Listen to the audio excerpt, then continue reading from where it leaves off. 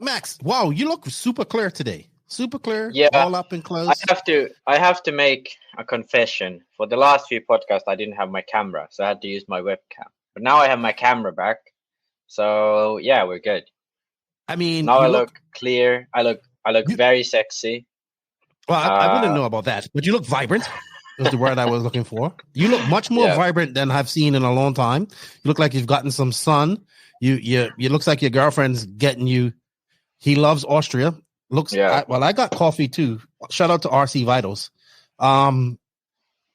Yeah, your girlfriend's. Oh, my camera's like focusing and not focusing. Let me. I think my girlfriend loves this podcast. Like, she's sitting next to me on the bed because we live at the studio apartment, and she has to listen to me. She has to listen to me being right for like 2 minutes every week or so. So I think she likes that. That was such a geeky sentence, you know. Yeah, I'm because with women, you're never right. So you have to be right somehow, and you can be right. Yeah, it's crazy how you can be right, but still you lose the argument with women. Well, I'm surprised.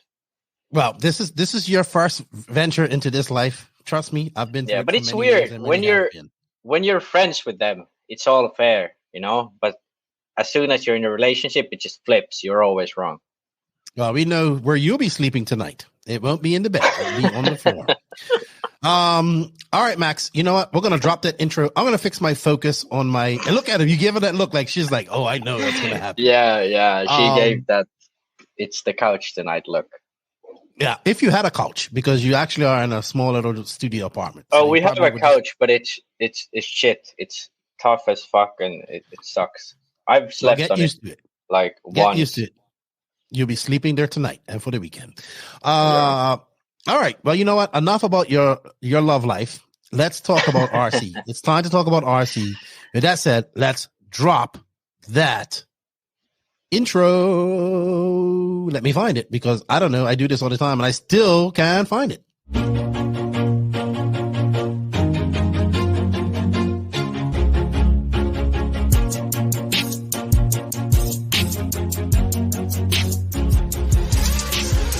Nitro is the glory, but e-buggy pays the bills.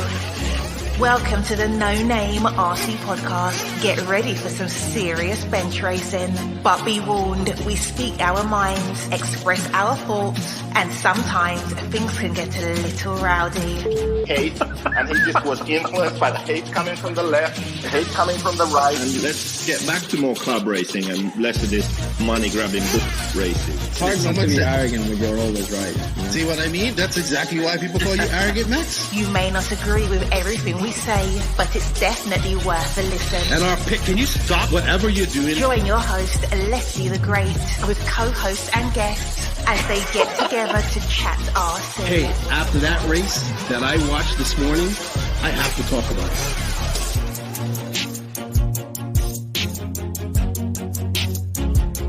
Here we go. $100 right here, $100 bro. Oh no! I like this.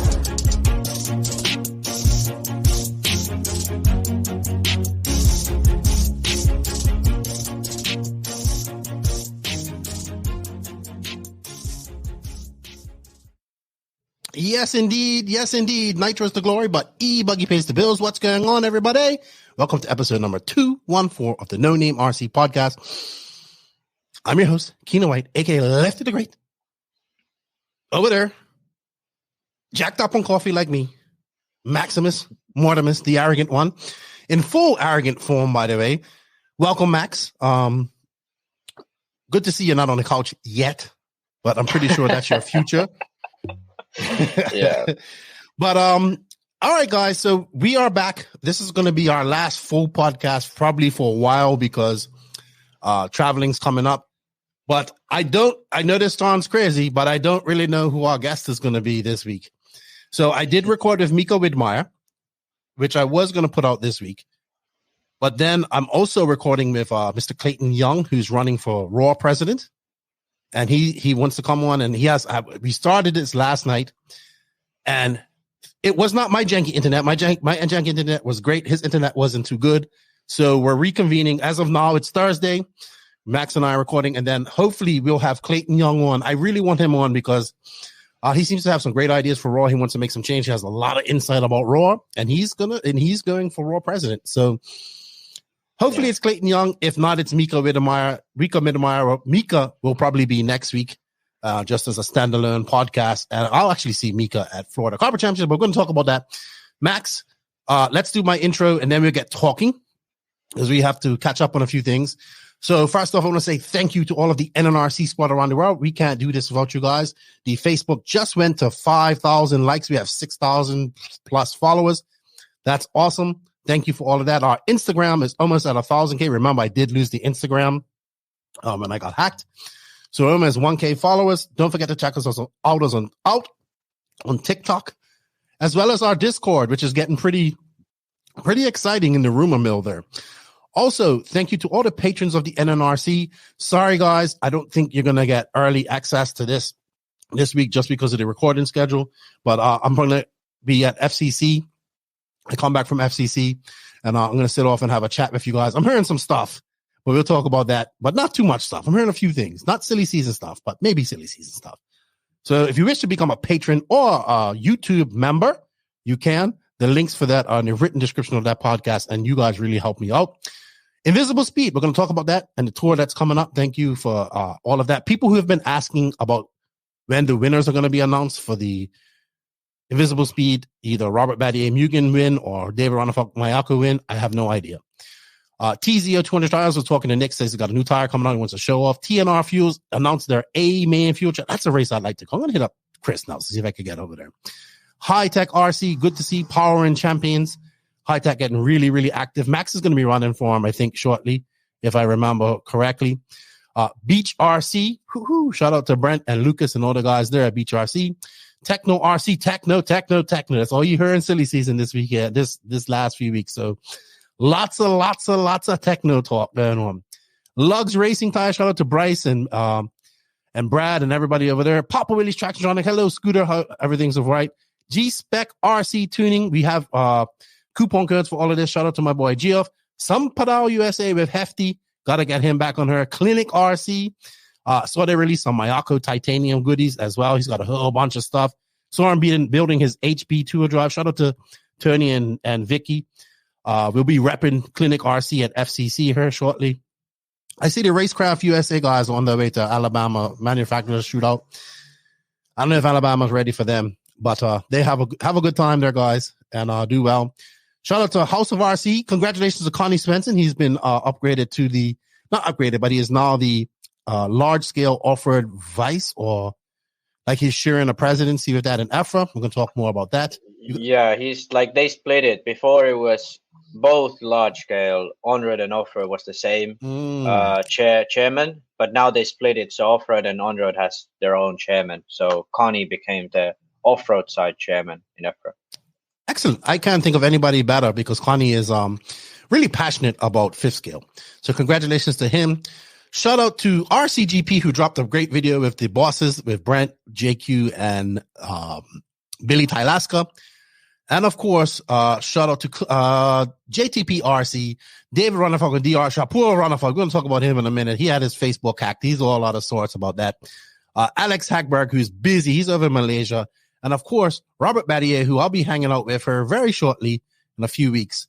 So thank you to all those awesome companies, guys. I know that took a long time for us to get through there, but you know what? Really appreciative of these companies that advertise with us.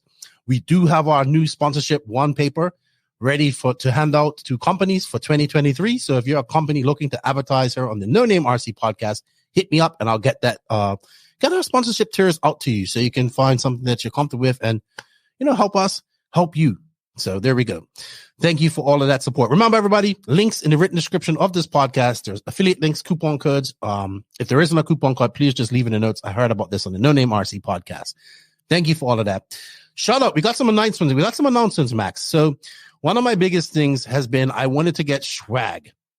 I'm not really too worried about making money off it, but I know people that want NNRC hats, decals, shirts, hoodies, all this type of stuff. So recently I partnered up with Jason Bukal of Ardent Imprints. Jason used to be a JQ driver. He's from Georgia. He's got his own printing. He does printing. He does embroidery, all this stuff at home. Great dude. Came out to RCGP, sold a bunch of stuff, gave me a bunch of stuff. You still have to get your hat from Pecco because I sent you a hat. And yeah, I haven't seen Pecco in a while, but right. I hope I get one. So Jason had a flash sale last week. We sold some NNRC gear. People are starting to rock it. I appreciate that. If you're rocking any NNRC gear, let me see it. Tag us. So Ardent will be taking care of all of our USA, Canada needs when it comes to Shwag.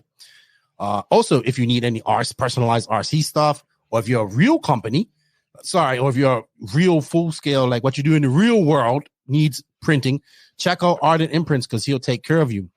So always the problem is I have a lot of things in USA for listeners in USA. I never have nothing for the UK, European guys. And I'm sure, sorry, I don't have much for the Australian or Asia guys.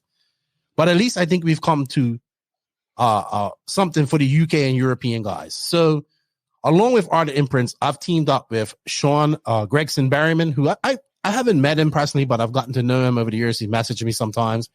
He started a business called RC Haus, Haus. He does printing, all this type of stuff. He does a lot of stuff. He does it full time.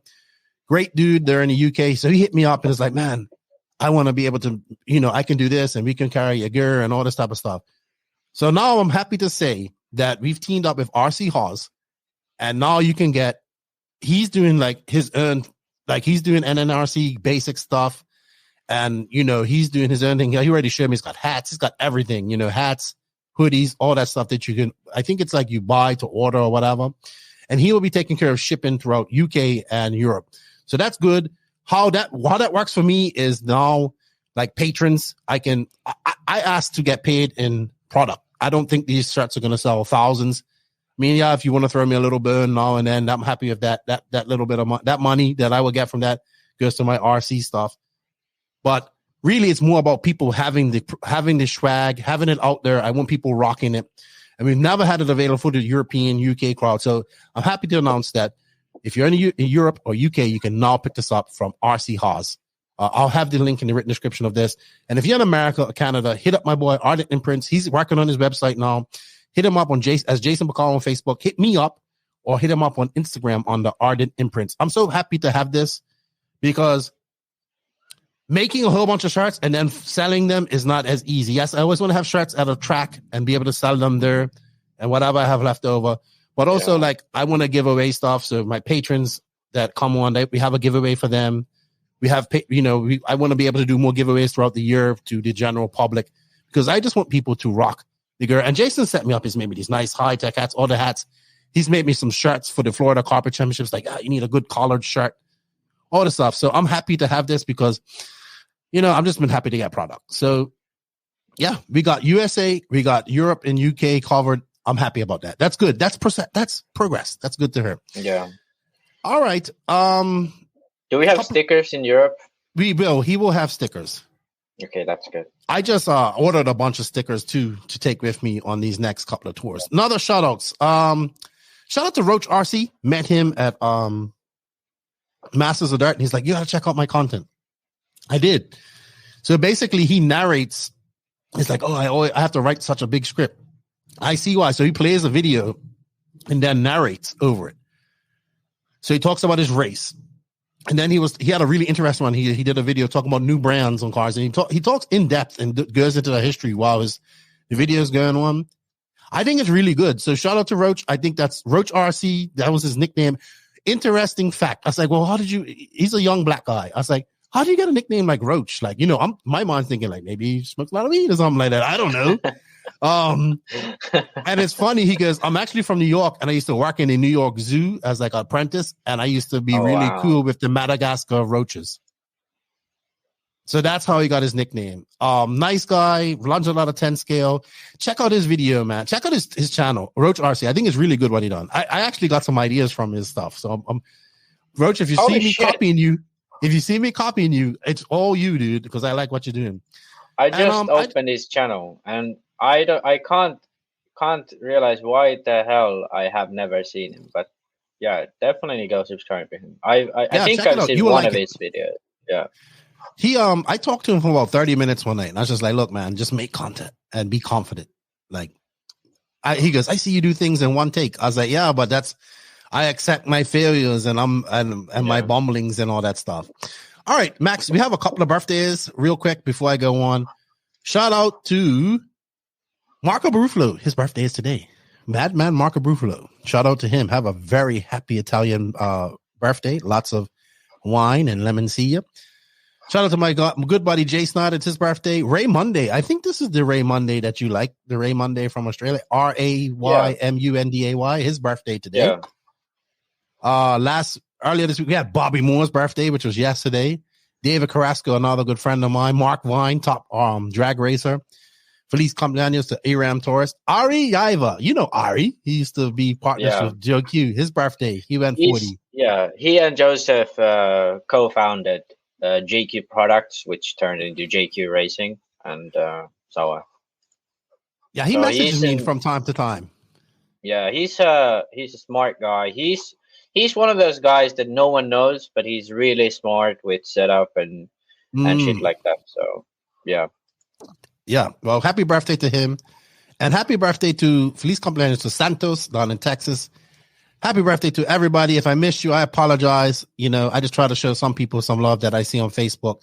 So hope you guys like that. Max, enough about me for now. Let's talk about you. You say you have some winter plans. Let's chat to us a little bit about that. Yeah, so during sort of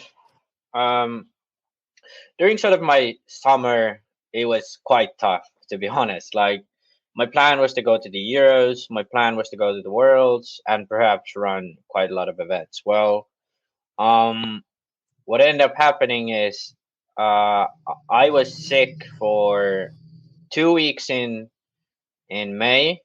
Then in Spain, I got a little bit sick, and when I came back home, I got sick again. So that was in middle of June. And then in July, I had food poisoning for a week. Then I had COVID. Then I had my wisdom tooth that had to get removed.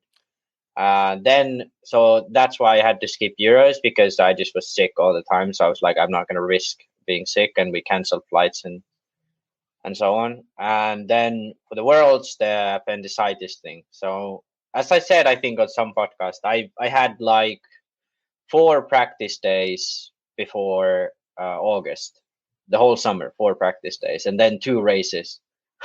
So it went quite bad in that sense. But since then, after the Worlds, I've been working quite hard on next year. Like, as soon as I got out of the hospital, I started working for next year. So for the Finnish viewers and the North European viewers, I've been organizing the Finnish National Championship, as well as some Finnish regional series for next year in 8-scale, nitro and electric. Also, the Finland will organize the Nordic Championships, most likely early to mid-August in Vaasa. The date is not yet locked in, but the plans are well on its way. So if you are from Northern Europe, it's free. If you're German, you can come. If you're Polish, you can come. It's free for everyone, even though it's called the Nordics. But especially if you are from Baltic countries, from Sweden, from Denmark, Norway, I hope all of those people come in. So that's probably the biggest thing I worked on. Then creating like updated rules, creating updated race format for the Finnish series to make it more interesting for people attending the races. And then for my own schedule, as some people who follow me on my personal stuff, my YouTube, my Facebook, I've been quite inactive on there due to the fact that I haven't really practiced or raced or done much recently. But I've built an indoor track now here where I live in Lappeenranta.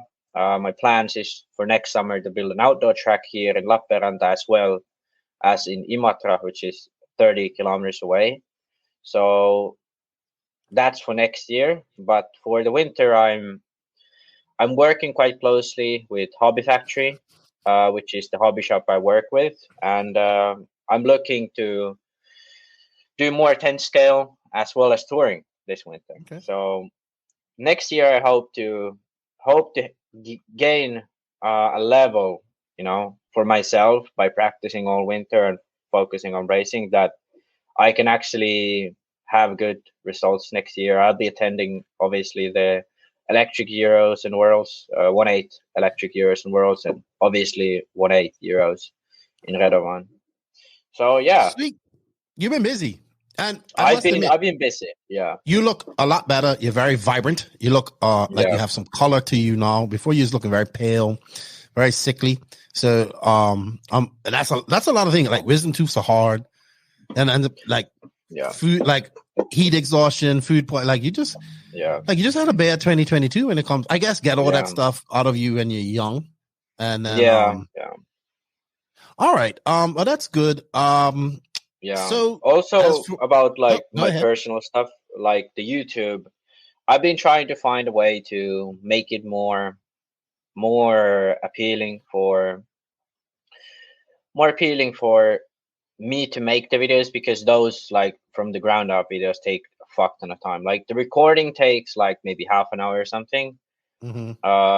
Then I have to edit it so I get the things I want to get through, cut it down to like 10 to 15 minutes, and then put all the effects, pictures. So it's not like it takes like at least 20 to 40 hours to make one of those videos. So it's quite a lot of work that goes into it. I have to edit some video from Masters of Dirt. I just haven't gotten around to it. Yeah, I have some great interviews. I just haven't gotten to it. So that's good, man. And then there might be a chance you might go to India with this. Yeah, so I'm still Fest. in talks with them.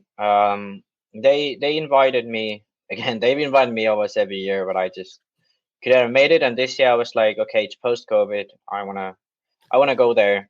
Now that I have a decent chance of going there. So yeah, this is like the Mumbai Tech Fest. I've been invited to this a few times. I think Kyle McBride and I think Robert Badier won. Yeah, Robert and Ryan Majubi, those guys have been there before, but I have been invited, but I've just never ended up going. But this year, it's not yet locked in, but we have talked about it, and I think we can manage to do that. So I'd be interested in going there. I've never been to India before, and I also was in talks with the people there. I asked the organizer if I can hold like a presentation at the actual tech fest, because it's a big tech festival. So having a seminar for people outside of RC about what makes RC great, why I enjoy RC, things like that. And one thing too.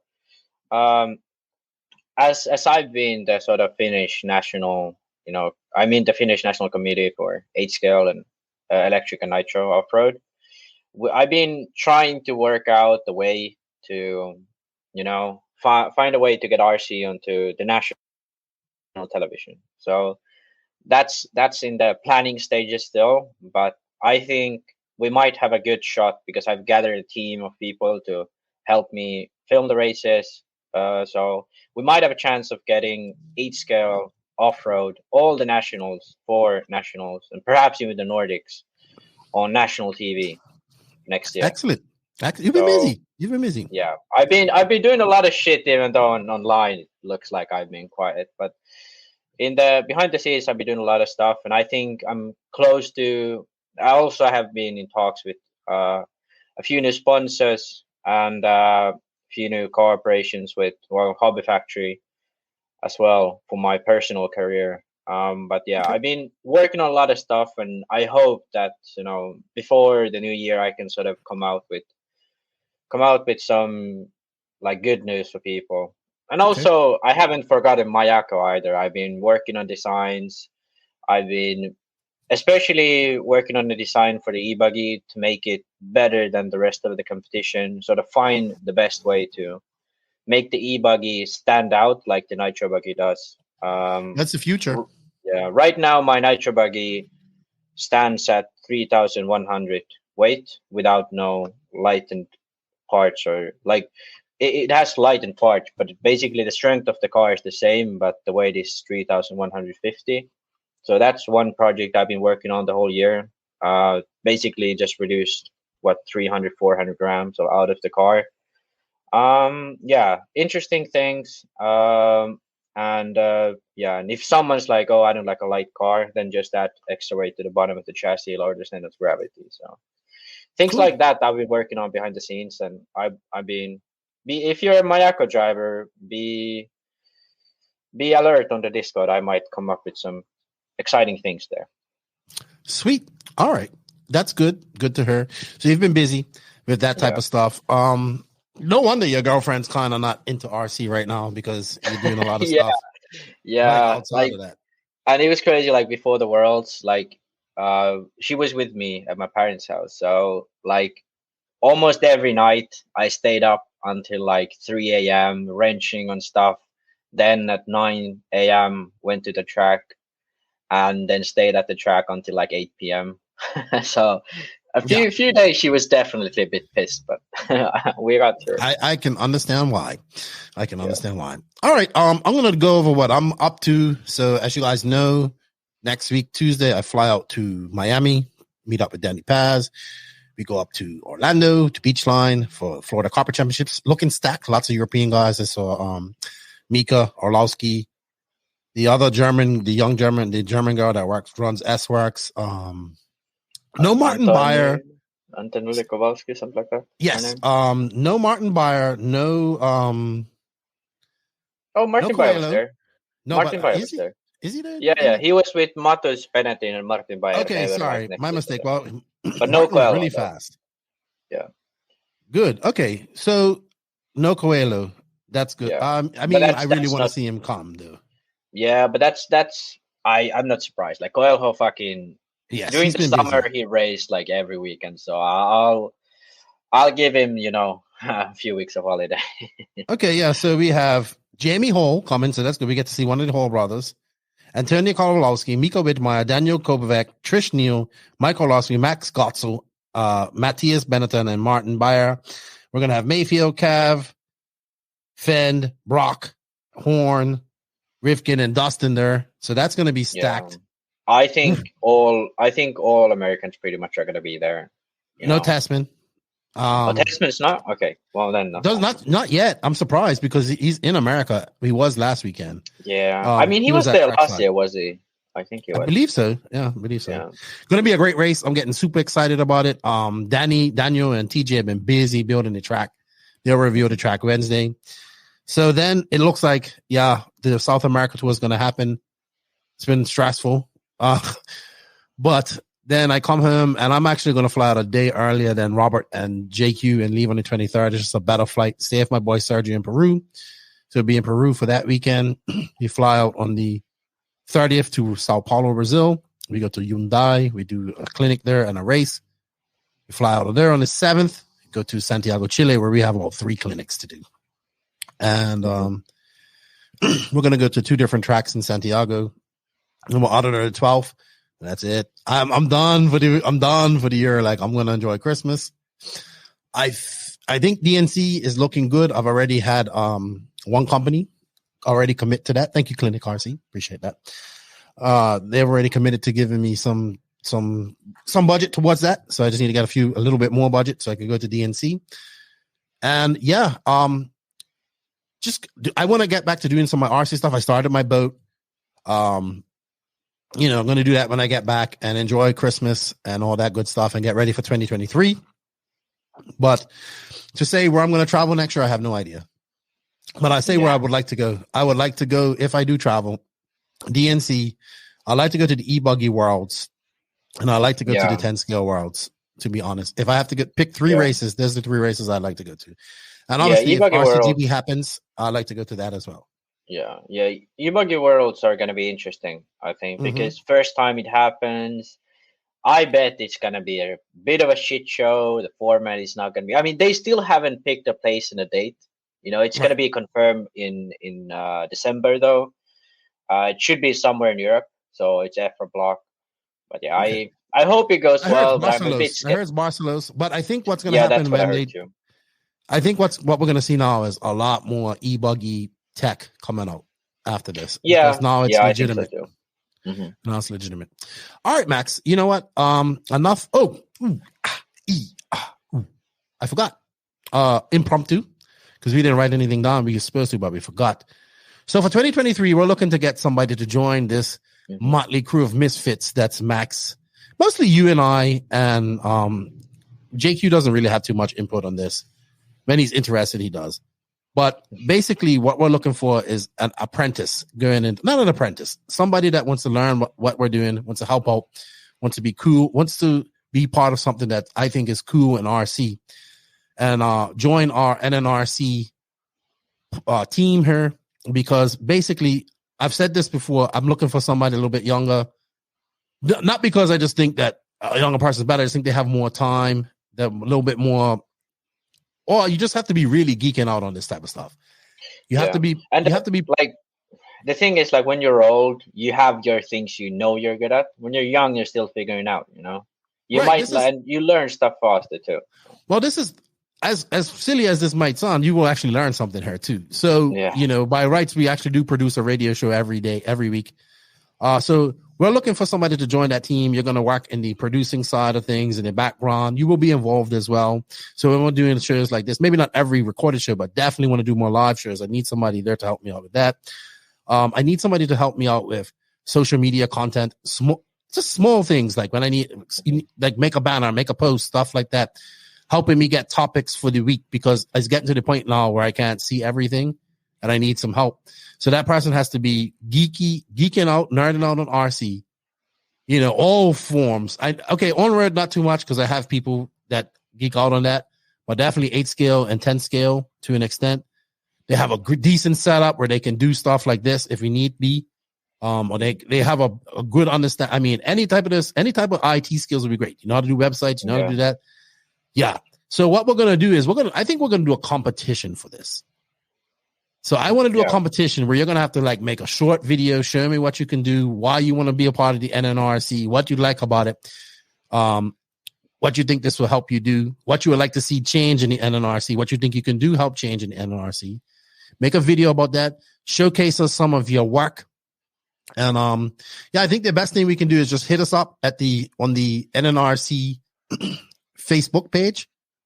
I know some of you on the Instagram page will have to probably on the Instagram page, but we'll see that. Say attention, Apprentice competition, NNRC Apprentice competition, and send us what you got. Like, show us your socials, show us how you operate on social media and how you do things and what you can do, or maybe some websites that you're working on, some photography that you've done, or your knowledge of RC. But basically, we're looking for somebody to join our team. I know I said this. I kind of want them in America because then we'll be on the same time zone. But I also want help from people around the world. So it's no problem that I have somebody that maybe is in Australia that can give me ideas and stuff like that. We want to expand. We want to do better. I really want to do more live shows. So we're going to have a competition. Send us your videos, send us your socials, show us what you can do. Then we're going to narrow it down. And then I think Max and I will figure out who we're going to pick to be an apprentice for next year in 2023. It's going to be fun. It's going to be fun. All right, Max, we've rambled on for enough. I think it's time to go on to some RC news that is brought to you by Hitec, RC, and TNR. Here at the NNRC, where we are proud to be part of Hitec RCD. They are leading RC systems delivering the highest performance and reliability, supported by a dedicated customer service personnel. They have the HSBC 381TH servers, as well as their new DB778WPs, which are more designed for 10 scale purposes. Both are manufactured with their high technology industrial servo innovation that Hitec does, because remember, Hitec does a lot of industrial servo stuff. The RDX2 Pro charger, which I was using it yesterday to store some batteries before I go away. You can charge 2 batteries at a time. It provides a power outlet for your engine heating needs, and as well as a USB port to charge up anything or power anything via USB. Trust in Hitec, your server and charger headquarters. Visit hitecrcd.com/where-to-buy to find your nearest dealer. Thank you, Hitec, for your support. And RC news. So we have a few things to talk about right now as we're going on. The 10 scale Nitro Touring Car Awards are going on. And, okay, so you changed it up. I thought that Balestri took TQ with the Super Pole. No, so basically Naoto and Balestri were tied for TQ in points, but Naoto with a better time got the straight TQ. And then Balestri, Gilles Grosskamp, and Dominic Greiner, I believe, were in the Super Bowl, which Balestri took. And he and Naoto are now the two finalists. And I believe it's tomorrow. Yes, tomorrow is going to be the finals, semifinals. So he's just guaranteed a spot in the final then. Yeah, so in on-road how it works is if you TQ, you guarantee a spot in the final, and then the second finalist comes through the Super Bowl. So Balestri and Naoto are now the two confirmed finalists, which is quite like after qualifying, it was top three were all Infinity drivers. So quite good performance for them. Last time, obviously, Naoto took the World Championships in 2018. So yeah, it's interesting to see what's going to be the race now. But I think Naoto has a good chance of taking it. I will have to say this: Red RC's there. I have another guy, Tony Firth. He's from Australia. He's there doing his thing. RC Racer Chat, I believe his YouTube is, or his Facebook. Red RC's doing a bang job of coverage of it, I must admit. They don't have the live streaming, but they got the videos. They got great things explaining on the website afterwards, all that good stuff. So it's good to see something like that again. Yeah, I think actually now, as sort of a side point, I think Red RC did a very professional coverage of RC. I think the issue was just that the funding for them, it's basically like, in terms of business, it's more profitable to do nothing and for people to pay you ads than you to go to races and try to get support and all that stuff. You work more, but you end up making the same profit, So that's probably why they stopped doing this. But I think they have the skill and knowledge of how to make good production. And I think, as soon as they do it, it's good. So I wish people inside the industry would support that side of it more instead of just paying for them to post your new titanium screws or whatever silly stuff it is. I agree with you there, but great to see. I have enjoyed it. Hopefully it has been live streamed. Scotty's there, but I think I've just missed it because it's time. I'm like, at that time, I'm kind of, I think it's 11 hours ahead of me. So basically when you sleep, they drive, and when you are awake, they sleep. Yeah, I'll watch the replays pretty much. So that's about it. But good luck to everybody over there. I know you want Nato to win. I think we're going to go. It looks like if Balestri finds for speed and Greiner as well, we might have a great race on our hands. Oh, definitely. Big news this week. HB's two-wheel drive buggy finally dropped like 6 years later. Yeah, that's one of the most anticipated two-wheel drive buggy, because it was supposed to come out 2017 pretty much. That's when David ran the first prototype of the car. So 5 years ago. And now that it's come out, it's the most expensive tool drive buggy ever created, probably. And people definitely have criticized it for it. I don't really have any big opinion about it, but I think 660 is a bit too steep for a tool drive buggy. That's what I'm gonna say. Did you see anything about the car that you noticed that design-wise? Because that's what you go for right off the bat. Yeah, I tried to find pictures, but I couldn't see any pictures from inside the gearbox. I think that's the most interesting part of the car. I'll try to look for pictures so I can probably make a post on Facebook if I find something or under the NNRC. But generally, front end is well, I'm not gonna say AE copy because Torrance has his own arm design. I do like how he did the hubs and stuff, but generally the front end geometry, and I'm pretty sure the rear end geometry is quite close to AE. The gearbox obviously is their own design. It's made with two bulkheads instead of that typical typical plastic two-piece one. They made aluminum bulkheads with the gears inside, and I think that's probably the only interesting part of the car as of now. I will try to find pictures of it from the inside, but I couldn't find it from their website. Yeah, geometry-wise, nothing. It's like okay. It's I'm not gonna say a copy, but it's nothing innovative. I'm pretty sure you've just pissed off all the HB fans. Yeah, I know. But here, like the thing is that not savage though. You were not savage. Yeah, the thing is that I respect what HB has done more than a lot of the other brands have done with tool drive. You know, like a lot of the other brands just straight up, copy the AE design. I think like it's hard to say because like even the front shock tower looks the same as AE. But I think Torrance has good things that he does, like the arm design. I like it. It allows you to, especially if you're on a dirt, it keeps the arms better. I don't know how much the arms weigh, but you can tune the flex with the plates, which I like. And I like the way he I like the way he did the gold wing design as well. And the gearbox interested me because I think there's some cool things about that. But I'm 99% confident that it's not going to be any better than any other cars in the market because the two-wheel drive market is quite competitive. There really isn't anything too crazy about any car to make it so much better than the other. It's like you could put all the two-wheel drive cars next to each other and it's like virtually in the same boxes. And to talk about the price a bit more, people say, oh, it has so many aluminum bits.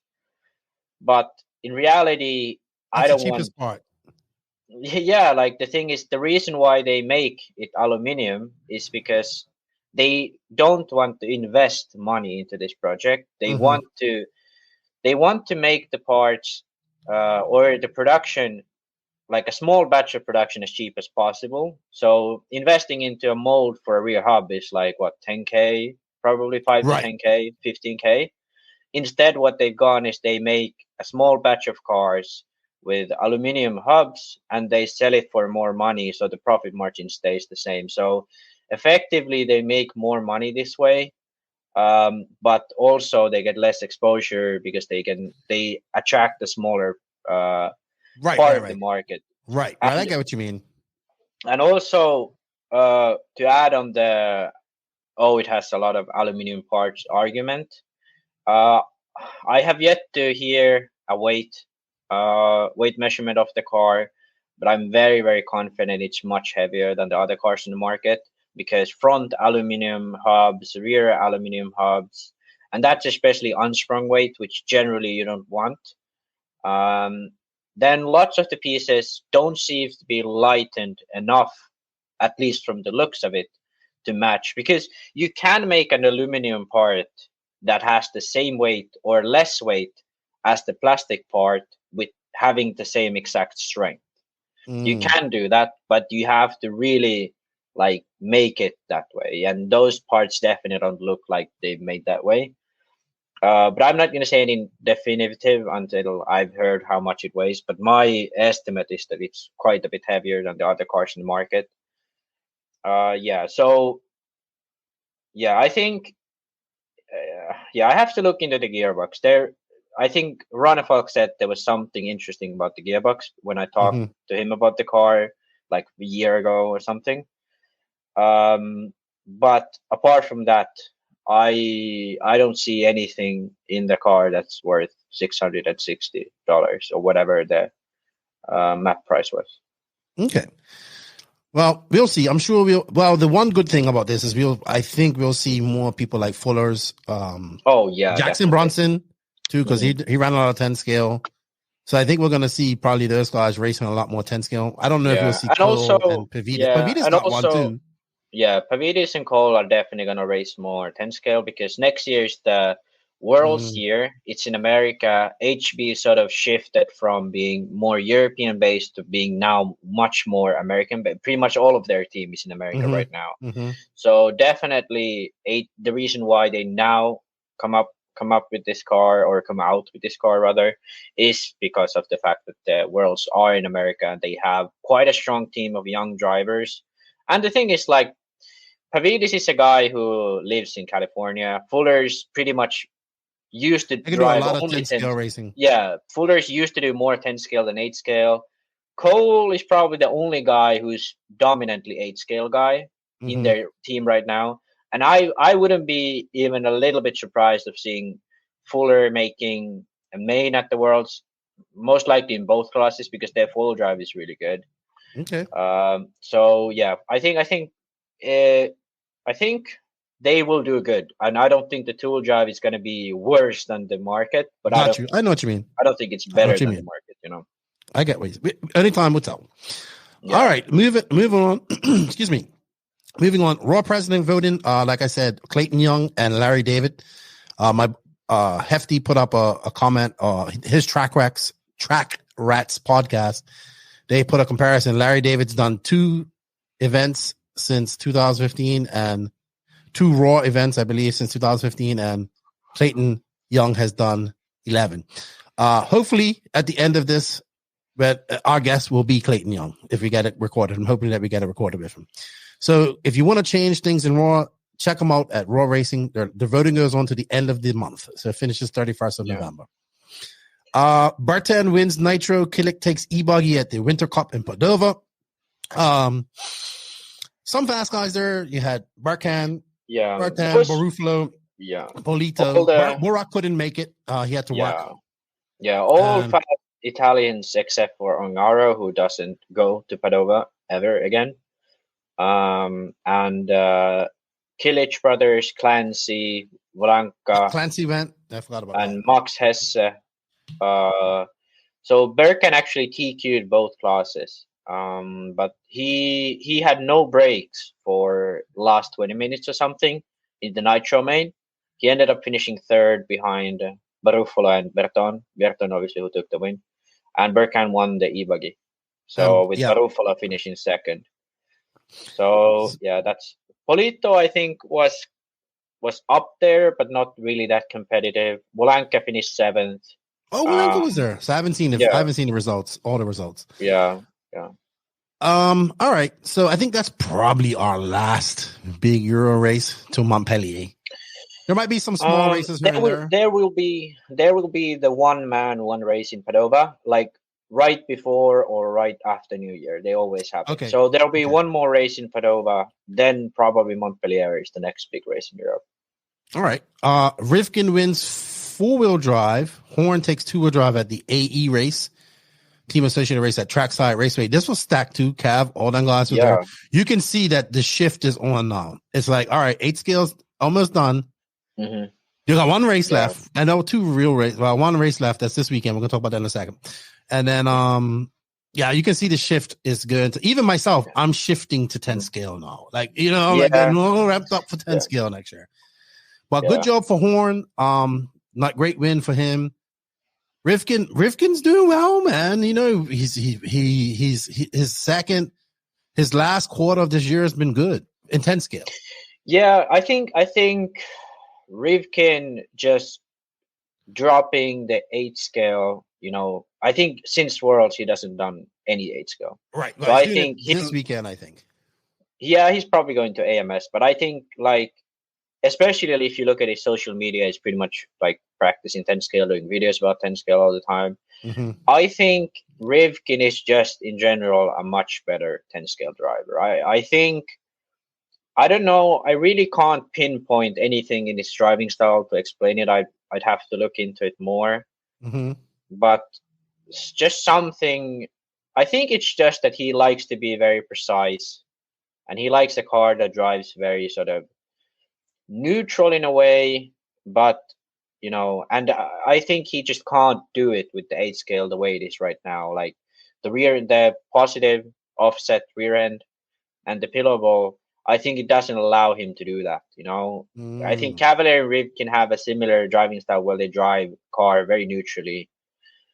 So I that's my guess, like educated guess, but I'd have to look into it more. But I mean, it would be silly not to expect Spencer to win another two-wheel drive title. In four-wheel drive, I don't think he's as good generally, but I think people like Orlowski, Champlin, Fend, Coelho are much more likely to be in front of Rivkin. But in two-wheel drive, I'd expect Rivkin to be good. Obviously Fend too, but I think Rivkin has a better chance in two-wheel drive. I'm putting my money on Horn. I'm getting all in on Horn. I think Worlds are a little bit of a too big race for Horn to win. Because it's like he can't make the thing about the Worlds, especially in 10 scale, is that there's so many good guys. Well, then we're going to see the addition of guys like Runafalk, Ongaro, maybe Akanas. Yeah. As well, but that's not guaranteed that they're going to be fast. Let's just say that that's not guaranteed. No, but I think Ongaro and Runafalk are guaranteed to be fast. I think there's no question. I think it's slacking on Aiden, man. I watched him live. It's really good at 10 scale. Yeah.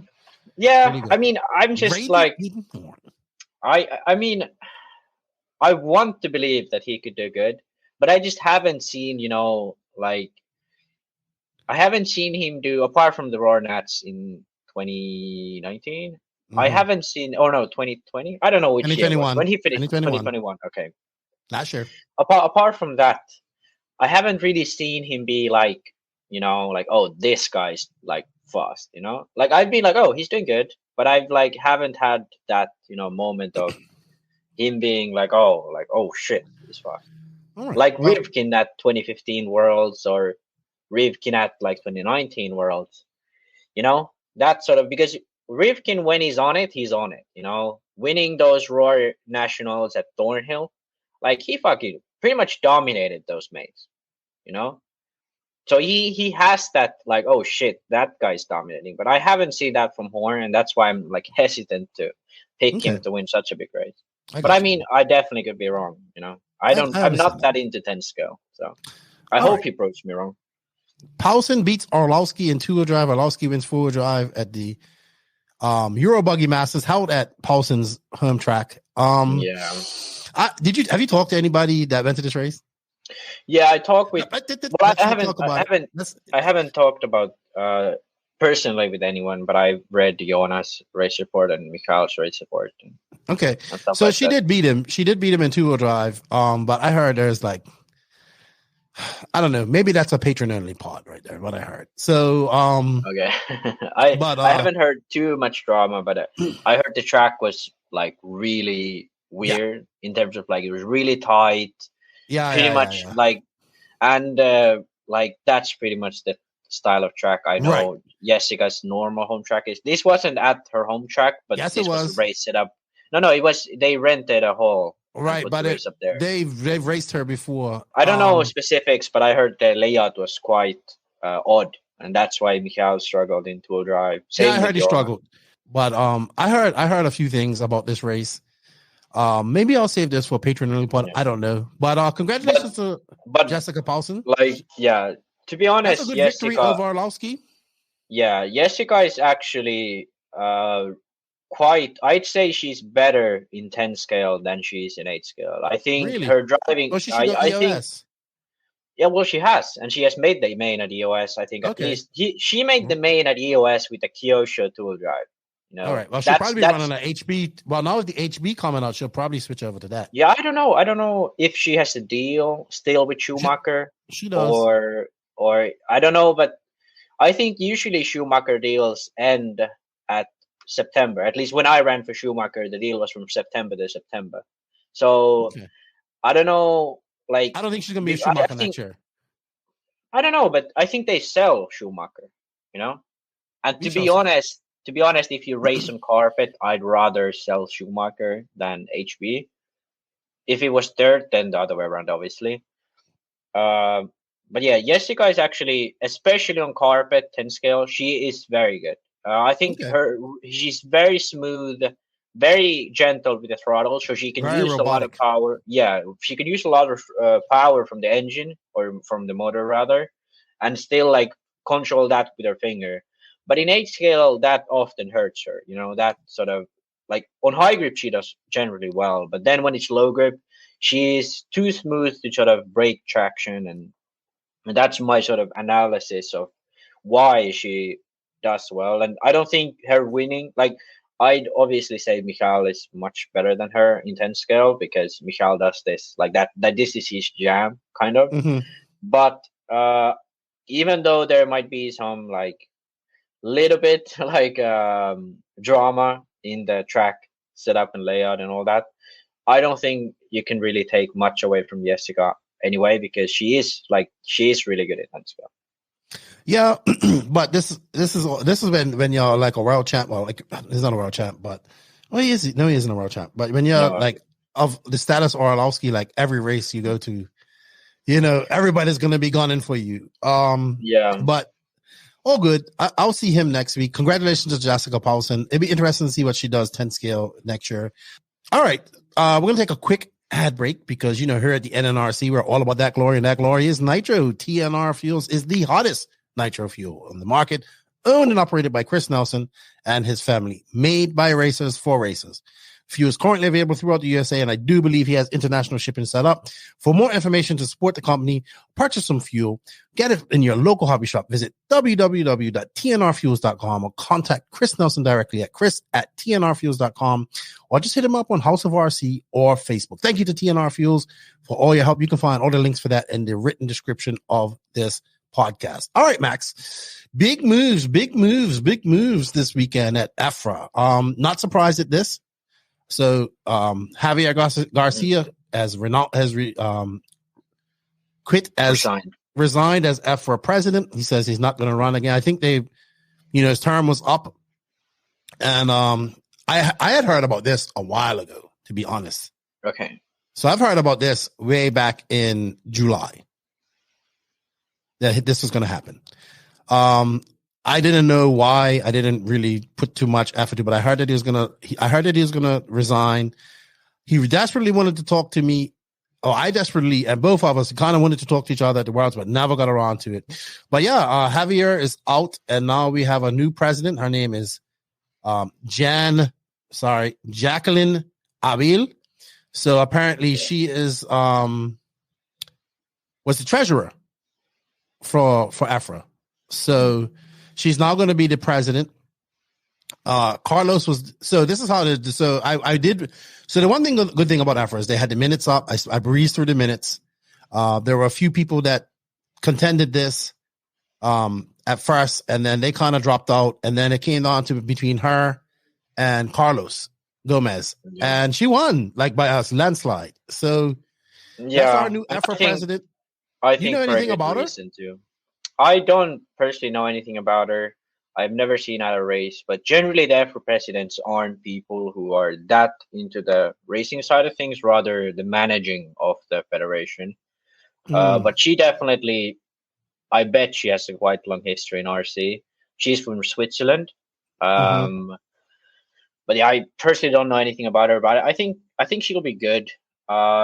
She'll definitely have a bit of a hard time, I bet, because of Carlos, people like that are much more vocal. They are, I mean, you can look at the minutes. You can look at the minutes and see. Yeah. So I took some time to breeze through the minutes this morning.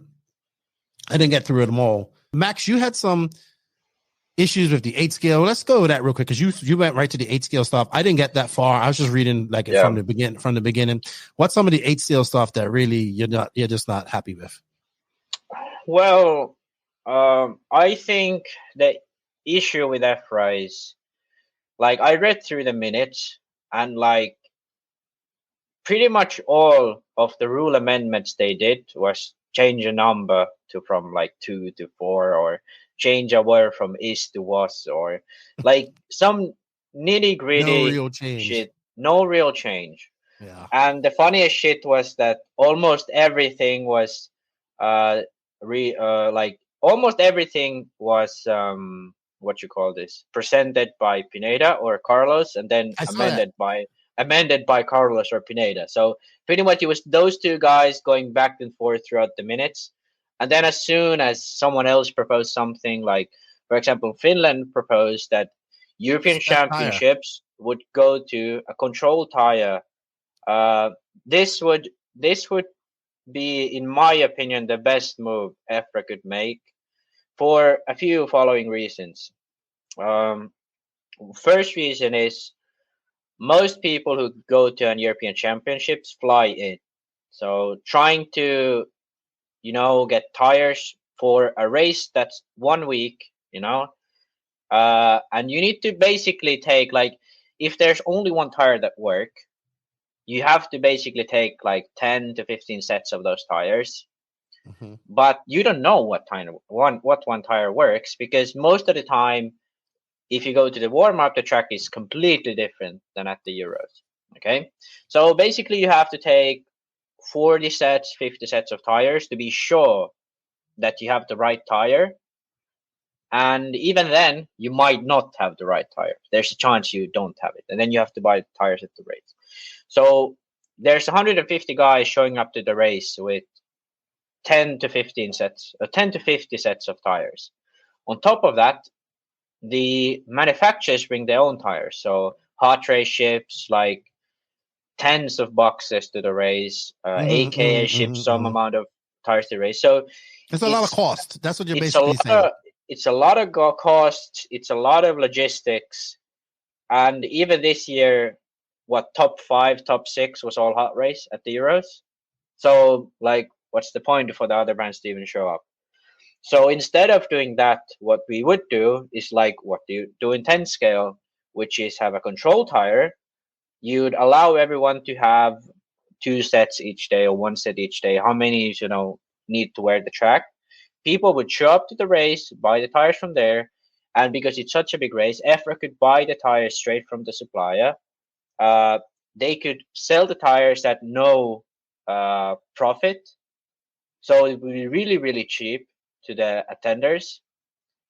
And in the end, we'd have races where, like, even at the World, like, people who were sponsored by other brands run like other brands.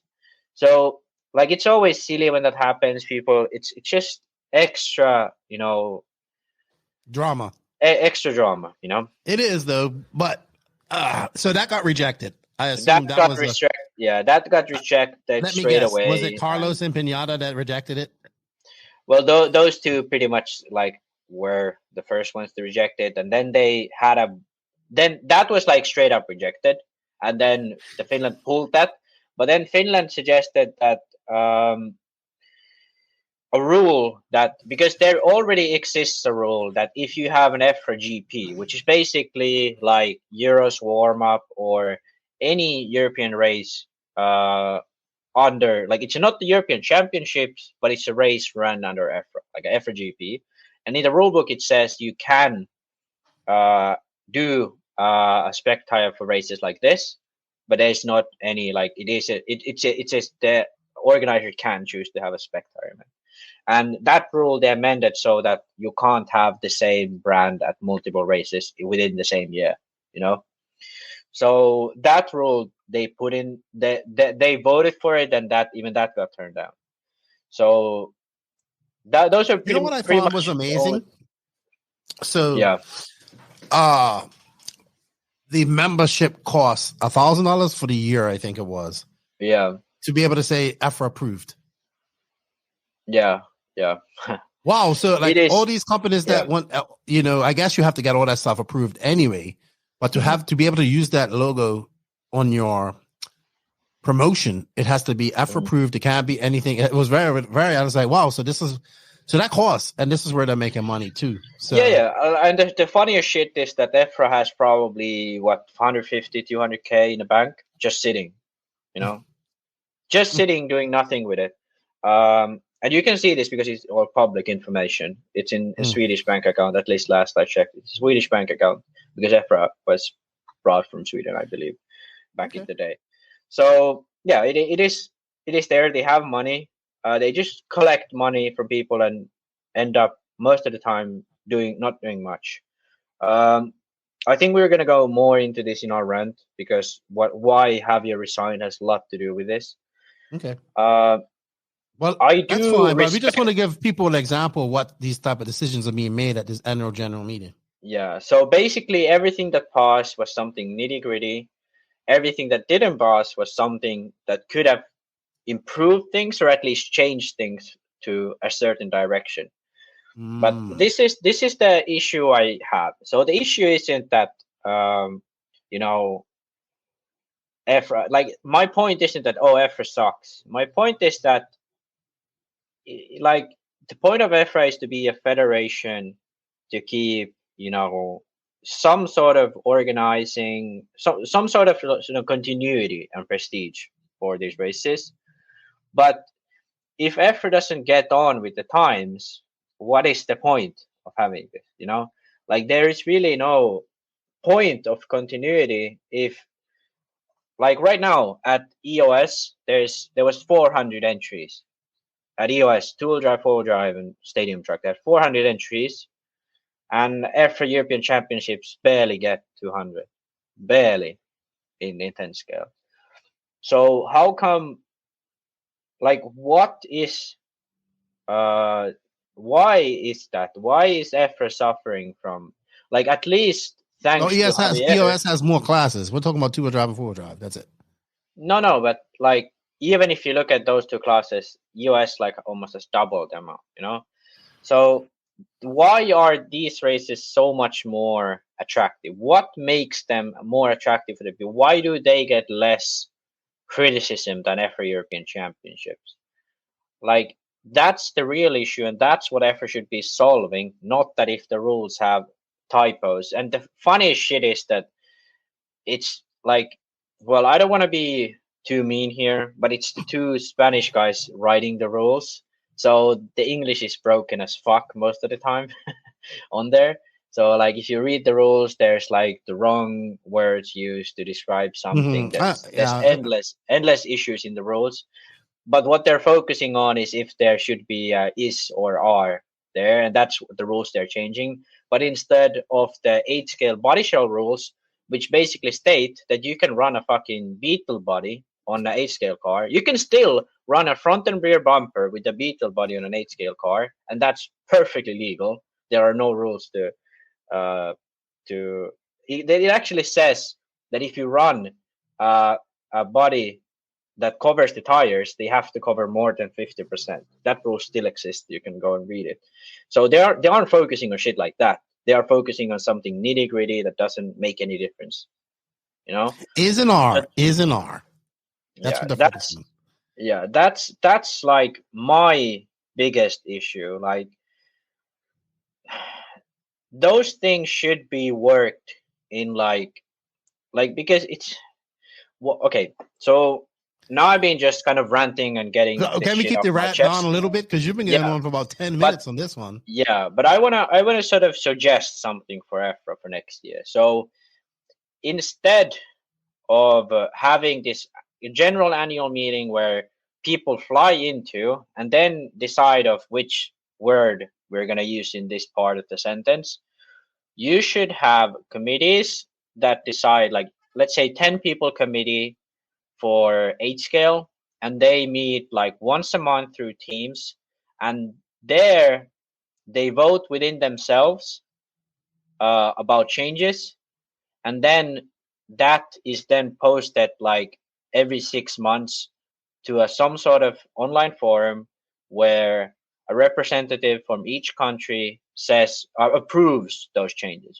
That's sort of how general government and shit works, because it's no point that you discuss the wording of something where people fly into there. It's a big meeting.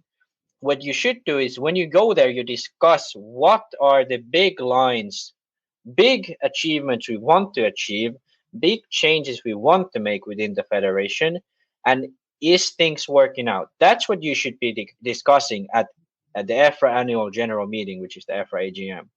All that nitty-gritty stuff should be handled beforehand. That nitty-gritty stuff should be sort of, yes, you can sort of, if there's something you didn't agree, with the online voting thing or whatever the system would be, then you can take that thing up at the AGM.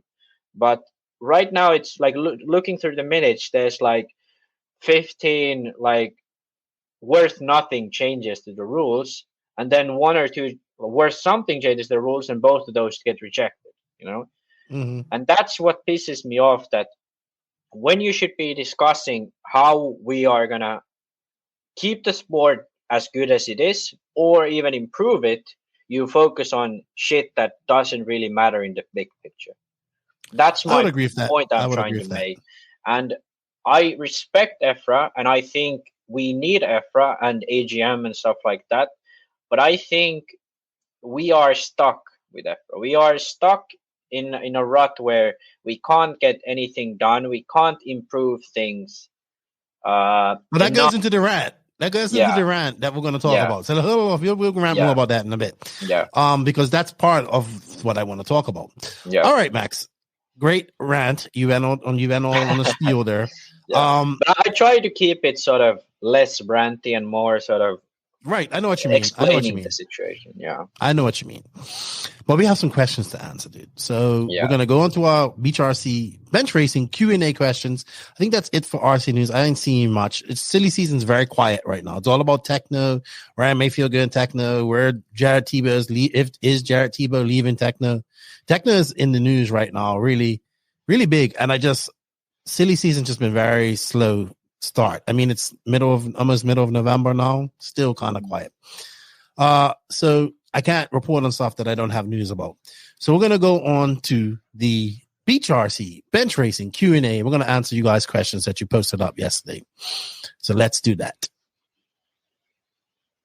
BeachRC.com, the racers' one-stop online hobby shop. Choose from all the popular brands and variety in stock with super fast shipping and great customer service. BeachRC.com still has the local hobby shop feel with all the benefits of the internet. BeachRC.com is the exclusive distributor for Ultimate Racing, JQ Racing, Pro Circuit Racing Tires, Nitro Lux Fuels, and Assault RC Performance products. So fill up your cart and check out at BeachRC.com today. And thank you to Beach RC for their continued support. We do have an affiliate link in the written description of this podcast. If you guys can use that, helps us out a lot. Also go to their Beach RC YouTube channel. Lucas is doing great work there, making some great videos. Give them a like, give them some views. And thank you to Brent for all that he's done and getting me to Masters of that. I really appreciate that. Max, so we have a few questions right off the bat. Gene Fortain, does e-buggy really pay the bills? Yes. No argument about that. Yeah, it's the most popular 8-scale class. Yeah, to explain it in more depth, it's for people who are new to RC or just use it as a hobby on the weekend or whatever. For those people, tuning a Nitro engine, setting up your servos, EPAs, to me, I've seen so many people who have raced Nitro for like 10 years. Still do the same mistakes. Still do the mistake. They don't know how to fucking set their throttle EPA, and then they wonder why their engine runs weird. And then, it's so much easier. It's so much simpler. And in the end, for a regular driver, e-buggy is still pretty much the same driver feel. So it's better to start out with, and it's still almost as fun to continue later on in your hobby. But in a racing aspect, Nitro is better, and that's why Nitro is the glory, and that's why I agree. Pays the bills. But e-buggy is the gateway drug. Exactly. Well, Yao Mello, question about tires for Max. If you could only use 2 types of tire tread for racing on medium and high grip tracks, what would you choose? They don't have to be from the same brand. Racing on a budget. If you are racing on a budget, and you race in Europe, I think he races in Azores, maybe. I don't know, but anyway, I'll give Europe, America, and Europe. Well, I would say he's in Europe. I'll give an example for Europe and America, and for like oil tracks in Asia and Australia. No, just give it. He's in Europe. Give us an example for that, and you get it because that's what he wants to know. Okay, for Europe, hot race Amazonia in medium compound. That's like, you probably are gonna be fastest with that tire, or at least that's top 5. If it's really, really dusty, then you might want to look at like impact style pin or something like that. But if it has a groove and it's not like the World's Race Black, run Amazonia. If you don't have a good hot race support, aka double down in long wear soft or long wear medium, depending on the temperature, that's probably pretty good for most regular drivers. Both of those tires last quite long, and they usually are quite fast, as you can see from the results. For America, my suggestions are J-Concepts Reflex and TZO 402. The TZO 402, in my opinion, is the superior tire to Reflex in wear, and it is also more sort of budget friendly, that because of exactly that. Okay. For hard packed tracks, you should go to Blocker or Stalker. But basically, from J-Concepts, depending on if you're on a loamy tracks, like in West Coast or East Coast with high hard pack tracks, you pick sort of Reflex, Stalker, or Blocker from J-Concepts. And from TZO, you just go with the 402. And then you pick the compound by looking at the temperature. I think those two for America, those two for Europe are the best options right now out of the brands I'm aware of it. Okay. Next question. Dom Tranquil, do you think RC and Netflix are ready for our own version of Drive to Survive? I think there's a couple of versions of our Drive to Survive. I mean, a lot of 5150, a lot of Corey Drakenberg stuff come Drive with Us is good. I kind of liked it when he wasn't focused on just one or two drivers back in the day. But if you want a series, I mean, we have one. People just don't realize it. It's called RCGP Driven. Yeah, we need to get it connected to Netflix somehow. Yeah, I think the video production skill inside RC is ready for it, but I don't think RC as an industry is ready for it. Is ready for it. No, I agree. Because there is no way where if manufacturers can't get together at agreeing to go to RCGP, there is no way manufacturers can sort of agree to make RC look professional enough in other ways and then agree to fund a TV series from their pockets, as in like sponsoring it. And that's why Corey's videos ended up being just Proline ads in the end, because that's the only way he could make any money out of it. And it's not like no one's going to make a video for fun, you know, that lasts like 30 minutes or 20 minutes, like the Driven was in the Corey's Drive to, what the fuck was it called? Come Drive with Us. Come Drive with Us. That's like 40 minutes long.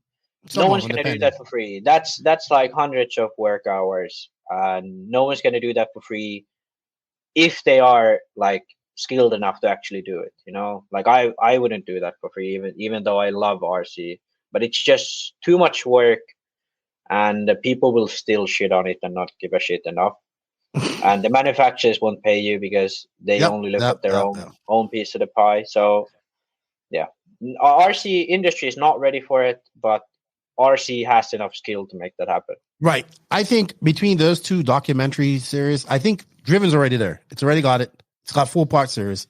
It's there. I would love to see that on Netflix, but something that Corey's done, because Corey's worked really good, like his editing and all that stuff. Yeah. I mean, Corey is a professional at that, you know, like obviously Matt and those guys are too, but Corey, that's like Corey did that as a, you know, someone paid him to do it and he did it, you know. It's like, whereas RCGP is like people who work for RCGP wanted to make this, and you know, it was more sort of a passion thing, and money, in my opinion. Okay, well, we have it. We just got to get it out there, and we need somebody at Netflix to pick it up. That's the other thing. But I think this, like Driven and all that's supplemented and sponsored and done by, I don't know how all that works. But anyway, it'd be great. Joe Jenkins, what is something that will make the biggest change in feel for a 10 scale four-wheel drive buggy? I'm not talking about tires, but just things to experiment setup wise. Well, there's a lot of things. I think roll centers are your sort of best tuning option in terms of feel, especially in the rear. Like racing all over the link, playing with the link length, that's going to give you, the most effect on how the car feels. Lower arm position as well. So those two probably are the most noticeable changes in how the car feels. Differentials aren't that of a big deal in 410 scale because we have way too much power anyway. So differentials, you can play with those, but you're not gonna find, you're not gonna find your what you're looking for there unless you are like way out of the range you should be in. Shocks, yeah, if you just put on like 2-hole 1.6, 1.7, which everyone runs, and you'll be fine. I'd say roll centers are always the best, option to tune when you want to change the feel of the car. That's like most drastic change. But you always have to remember that the car isn't just like one tuning option. The car is multiple tuning options, and you have to find they all have to be in like the right, it's kind of like tuning a guitar. Like if one string is out of tune, it's going to sound like shit. You have to have all the strings in tune, and that's how you should look at RC. It's an instrument you want to make work in a right way so you can play it and drive it around the track the right way. Okay. All right. Thanks, Joe. I got to pit next to Joe at Masters of Dirt. He was right over there. He loves Red Bull. Does he love Red Bull to drink or Red Bull the F1 team? No, he likes Red Bull to drink. It's interesting to me. I don't know if I've just been blind to it, but for like the last, I think since Drive to Survive came out, Americans have been much, much more interested in F1. Like now I open Facebook after an F1 race. There's like every other RC guy say like, Red Bull sucks, Ferrari sucks, like typical shit. It's done wonders for F1 in America. Oh, 100%. And I think like it's funny because for 4 years, 2010, like 2008 to 2013, we didn't have a race in America at all. And now we have, next year we're going to have, I think 3 races in America, 1 in Mexico, 1 in Canada. So that's already quite a big chunk of races moving to that side of the world, which is really, really good for F1. And I think that's also one reason why NASCAR has struggled a lot with viewership, because people have switched. Those motorsports fans that exist in America switch. Yeah. I agree with you there. All right, next question. Shucks, we got talking about Formula 1. See how we get off on a tangent? He likes Red Bulls to drink. Yeah. Okay. He might like Red Bull. He might like Formula 1 too. I don't know. Yeah. I didn't get it. But I'm like a diehard motorsport fan.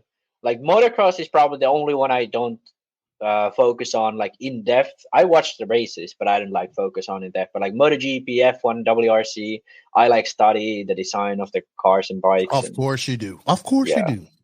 All right. Sean Tiny Alcorn, why don't people believe RM to Tekno? Until he announces it, we don't know. All right, Benjamin James. I think people don't believe it because like they don't believe Tebow is going. Right. You kind of have to believe both of those two things for either one. This brings up an interesting conversation that was on the Discord when people were talking about, Tebow still makes podiums and all this type of stuff. Yeah, but Tebow, I said, what people have to understand is that even Tebow, he wants to win. And Tekno wants to win. And these guys want to win. Thing.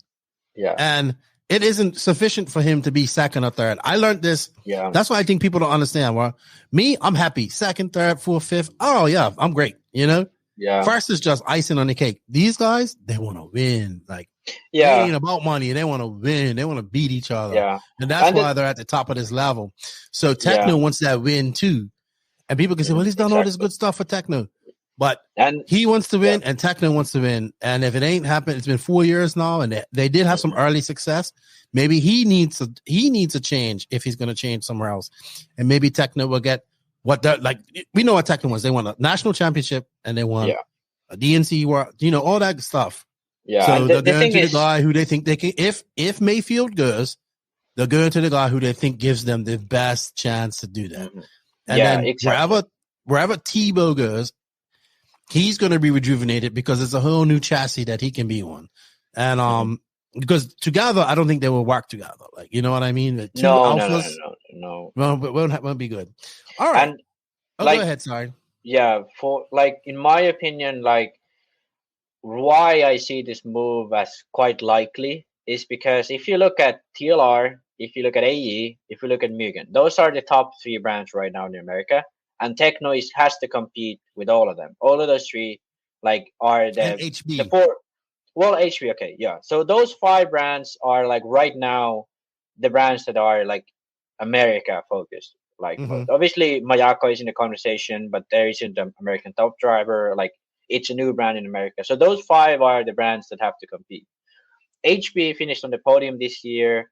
Cole Ogden has been there for a while. Mugen has won the last 2 national. The one before national championships, and now Fend won his national championship with TLR. Rivkin has gotten a few national championships with AE, and Tekno is the only one of those brands who I can't remember any big buggy win. Truggy wins. Truggy and e-buggy wins they have. Yeah, but for buggy,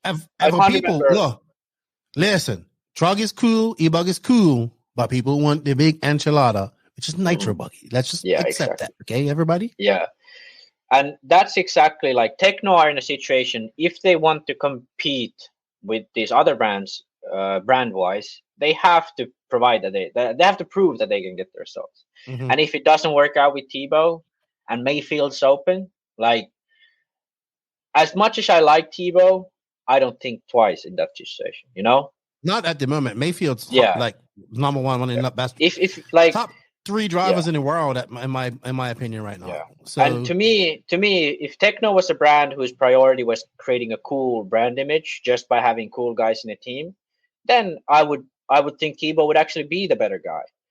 But if Tekno wants to create their brand around getting results, then obviously right now Mayfield is the logical choice. Even if they have to pay a little bit more. But the fact that they have a shot, at least a realistic shot at the national title, because let's be honest, Tebow can win the nationals. I don't doubt that. But right now, the odds are very much in Mayfield's favor. No one can really argue against this is by no means saying that Tebow can't do well anymore. I still think he has a lot of more years left in him. But I think he needs to switch now. I think he. Yeah, I think so too. Yeah, I think he's had frustrations, it sounds like, throughout his tenure as well. And people just have to understand, man, 5th and 6th, they're good for us, but at these guys' level and the competitive nature of these guys, they don't want to talk about 5th and 6th. They don't even want to talk about 2nd and 3rd. They want 1st. And when you start realizing that, it's just like this. At your real job, if you got measured on performance, you want to be 1st all the time. Yeah. You know what I mean? Yeah. So second is the first loser. That's how it is. So. If you finish 2nd, you're the first loser.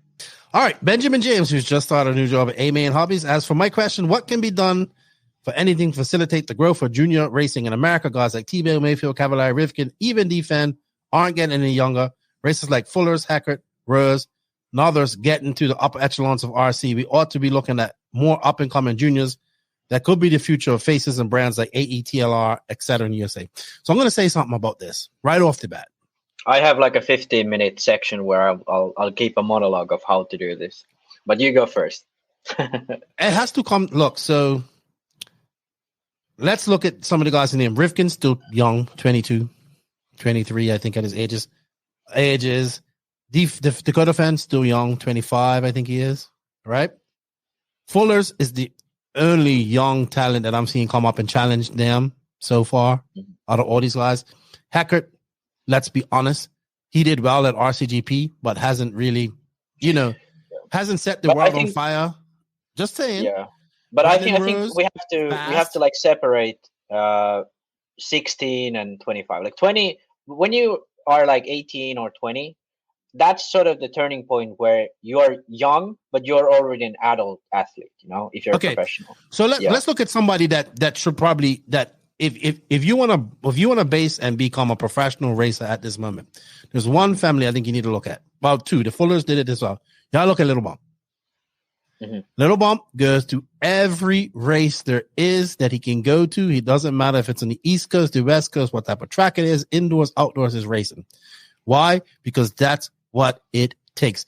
I don't know what their deal is with HB, what they get, but they're definitely going out there and is doing well. He isn't winning Nitro Buggy. He's getting better, right? He's won like E-Truggy and stuff like that. So that's great. It's not one race that does it for you. Mm-hmm. What's Mayfield's still winning? Dakota Fenn's still winning. Rivkin's winning in 10 scale. Like, we're just talking about Tebow that we still think he can win. Cavallari is still doing well in 10 scale and he's getting there in 8 scale. These guys are still doing well. You got to beat them. Like, Fuller's got to go out there and beat them. Like, yes, he had a great 2021. He finished third. He had a couple of seconds. Next year, I want him to beat him. You know what I mean? That's what I want him to happen. I want him to beat him. And it's the only one that I see that can do this right now. Now, somebody would talk about like a Brandon Rose. Yes, Brandon Rose is good, great, had a very good year. But he still has to get to that level where I think, people can see him as a potential person for beating somebody. There's lots of young guys out there, but there's a lot. Like another fast youth I'm going to talk about, Frankie Contreras Jr.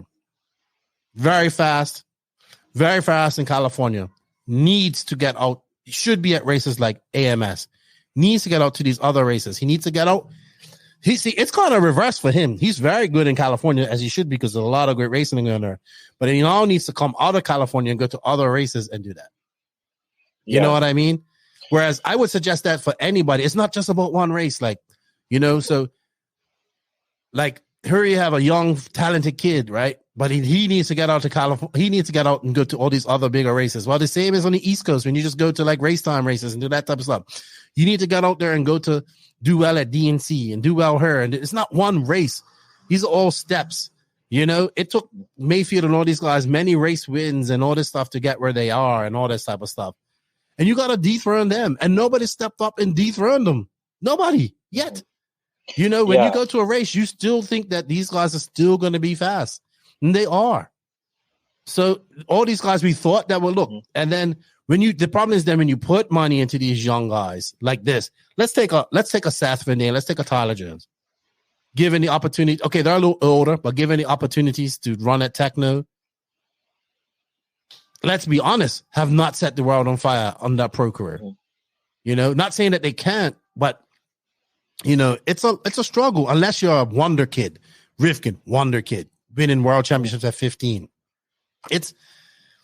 I want to put the youth situation has to start on a club level. Mm-hmm. We have to. I would love to see a junior national, like a proper junior nationals. Yeah. Like if under, let's break this down into age groups where people can compete. Mm-hmm.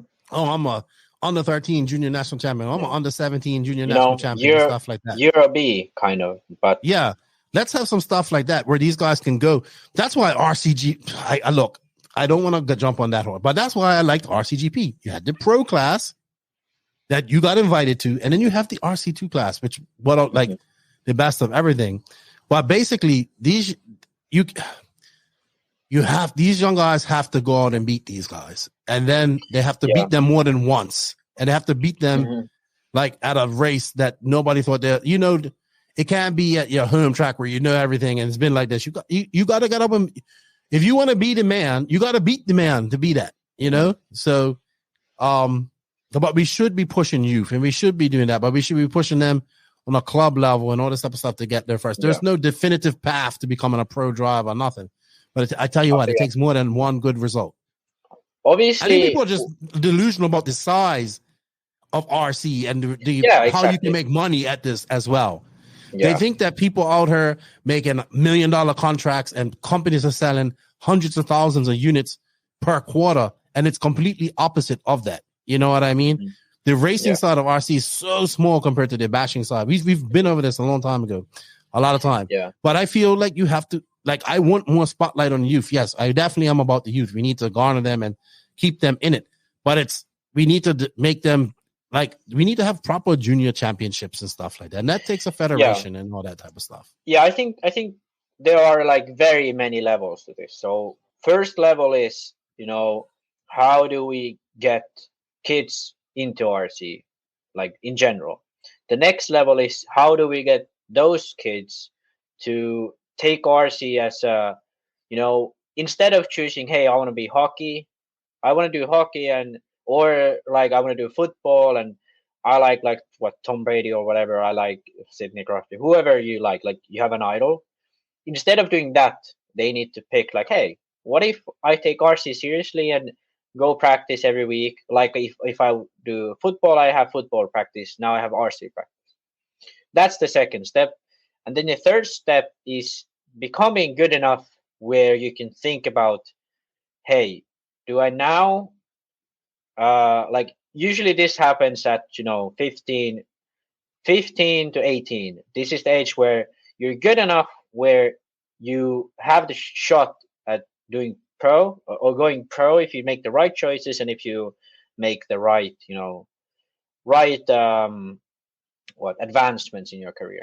Obviously, there are outliers like Rivkin, Ongaro, guys who come up earlier than they should, but those are because they have huge amount of talent. But in football, in ice hockey, in sports like that, those sports, even the most talented ones get the not most talented ones get a shot trying. So the first step, how you do it is you have clubs, you organize, we call it like Junior Tuesday at one of clubs I've been part of for a long time. So you pay like €5, and if you have your own car, you can come there and practice, and there'll be people like giving tips and like, hey, how you should drive and stuff like that. Most of these are just like trying RC for the first time, or you can rent a car as well and come there. So that's the first step, getting people into RC. Connected to that is creating a professional image to RC. So creating an image where Mayfield and like Ongaro and Ronafog and these guys are actually like cool guys. It's cool to be an RC pro, and it's brought out to the mainstream, brought into Instagram and stuff. So that's the first level, creating a real interest for racing scene of RC, and then giving an easy way in for new kids to get excited about RC in general. The next step is to direct these new kids into the proper races. So, for example, having junior championships and stuff like that is good, but it doesn't really make that big of a difference because most people don't really care about it because RC is so small. There aren't really enough juniors to make it that competitive. So the next step is actually to direct these kids towards like actual race series and stuff that goes around their area, so they get used to like, hey, I'm going on a race trip and stuff like that, so they get that attitude in their mind. Other one is for them to pick the right classes. So a lot of these kids like just stick with their slash and have fun, but to direct them into, in my opinion, tool drive off-road is the best class to go into, and next best class in my opinion is 8-scale electric off-road. Those are, in my opinion, the best two classes to direct kids into. Then when you have that, you have to provide a good race series that is comfortable for people. It's not like you have to be there at 8 and leave at 11. Like no kid at the age of 10 or 12 can't do that without getting, pissy at their parents. So you have to provide an atmosphere at the races where it's not as demanding, and it's not like, you're all there all day, and like it's easier for the parents to take their kids there or even go there by themselves, with someone. And having race series where they have to travel a little bit so they get used to traveling to other races. Then when those kids have that, spike in their head, like, hey, I'm good enough where I could actually be like, state champion in America or national champion in Europe, or actually one day, maybe if I do really good, I can be a pro, So then they graduate into the third step. And this is where manufacturers come in. At this step, like the second step, it's mostly clubs and hobby shops who are, who should be in control of that second step. The first step is only clubs. Second step is like hobby shops and clubs. And the third step is manufacturers. So, for example, Frankie Contreras, or whatever his name is, who is a fast guy who made the DNC main this year. A guy like him, what he needs is not product. He doesn't need to have 3 cars a year, whatever his deal might be with TLR. What he needs is support. He needs a guy who knows about setup, who understands what kids like this need, a coach, one could say, who directs him into the right, lane. For if he chooses, hey, now I'm in the third step, I want to become pro, then he needs someone from a manufacturer to coach them into that. You could call them like TLR youth program, whatever, but you have a guy who's responsible that finding new talent and finding new pro drivers. Like it is an actual sport. You have scouts and shit like that to do that. And it doesn't have to be like you have to pay this guy to do it. It could be someone like, you could have like in every state, you have one of these guys. It could be someone who's really into RC and wants to help young talent. But they don't need the product. They need the support. They need the knowledge, and that's how you do it. And if you have a proper structure that works in a way like that, then we will naturally get youth that grow up to be pros. But there isn't a one simple, fix for, hey, we need to get new youth into RC, like just like on a regular basis. Right now, it's just up to chance. Like in Europe, we have had good luck with a lot of Italian youngsters, pretty much every country is quite a lot of young people coming up. But in America, it doesn't look as like promising. If you look at the European Championships in 10 scale, that's a little biased, Max, because there's a lot. You see, because all those guys are racing stock. So no, but like if you look at what I was saying, stock. No, but if you look at 10 scale European Championships in the tool drive main, there was like one guy who was over 20, 2 guys who were over 20. No, in America, like Mayfield, Tebow are closing in like 35 or something, and they are still winning these races. Yes. So that's my point. Like in Europe, there really isn't any fear. There's young guys winning. I get what you mean. Exactly. But in America, these young guys finish 5th to 10th instead of being in the top 5. Right. There's Fuller is there, and there are a few fast young guys.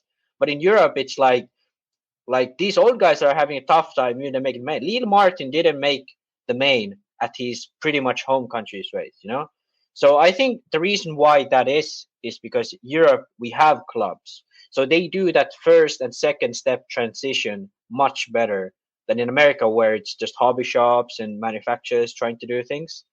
So there really isn't that sort of community incentive to find new guys into the club. And I think that's the long way of explaining this, but I think that's what is needed to understand to actually get something done in this. So we need to make it cool. We need to make it cool for them to stick around. We need to make them want to be RC car drivers. I don't think, but I want to go back to this question. How do we make them comfortable as the next echelon? Well, we got to see which one of them guys are going to be the next echelon. So here's here's a reason why I talk. So last year we talked a lot about Mason Fuller. A lot of people didn't really get on that. I was on the Mason Fuller bandwagon last year. I like his family. I like his dad, his mom. They do a very good job. Thanks to their dad having the right attitude. Right. And the thing is, right now, especially in America, but also in Europe, it falls a lot on the parents. If the parents know what they're doing, the kid will be most likely quite successful. But if the parents don't really that into RC or don't really understand it, then the kid has a much tougher time succeeding. But if there were clubs that had that side covered, the role of the parent is not that dominating. Right. So these guys, in my opinion, and also like they just have to go beat these guys. Like we could talk all this stuff, but like you said, Mayfield's probably going to win this race. AMS is coming up. Mayfield and Fenn are the two favorites. Now I think Fuller can beat him. You know what I mean? I think he could beat him, and he can go on to do well. But I don't see. There's nobody else after that for me. You know what I mean? Like, so these young guys have to want it and have to go get it. Maybe, and it takes time. Like. You can't put all this pressure on these young guys. You're going to be like, I think one of the wrestling, you're going to be a champion one day. Like if a kid hears that all his life coming up, he's going to expect that, or it's going to be some unwanted pressure. But definitely one of the other steps would be like, let's treat the junior championship like it's it's a big deal. I think EFRA has definitely missed one of their best inventions ever, which is the Euro B. Because when I was up and coming driver at the age of 11, my first race abroad was the Euro B in Lyon, and that was like my first taste of racing, like in an international race. It's an EFRA race, the European Championship, and most of the guys, they were young. They were like 20, under 20, and maybe you don't need to say, oh, you can only attend this race if you're this age, but I think advertising it towards that is really, really important. And I think EFRA has missed an opportunity where they haven't marketed the Euro B as well as they could have, and promoted it as, hey, this is the way for you to become a Euro. Like Barufalo won the Euro B. He's now one of the pro drivers. Ongaro finished TQ'd Euro B, and now he's one of the pros. Micha Widmaier, I remember seeing at Euro Bs many times. Like there are so many guys in Europe who first came up, like even Dale Ronefog, his first big win was Euro B 2009. Lee Martin, his first big win for in 8 scale was Euro B. Like so many guys used to go through that route. But I just don't really see that happening. Yeah, they don't have that in America. So one thing, but I think it's even gotten a bit worse in Europe. I think EFRA should put even more effort into making this a race worth. Making Euro be a race worth going for youngers. Young drivers, because right now in Finland, all the young drivers just go to Euros. I get what you mean. It maybe not as prestigious as it used to be. So. One thing, I'm going to end this on this. I think one thing I noticed is when I talk to younger European racers, like in this journey, it's like, what's your goal? Like, especially in the UK, I was like I want to make a A final out of nationals. When I talk to racers, young racers in America, it's, I want to be a pro.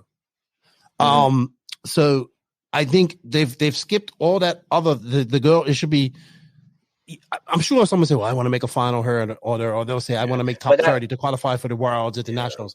But the girl should be like, hey, you want to make an A final at every A final. And then that's where you start thinking, I can be a pro. Let's be honest, like the RC industry has done a great job of selling the illusion that everybody can be a pro.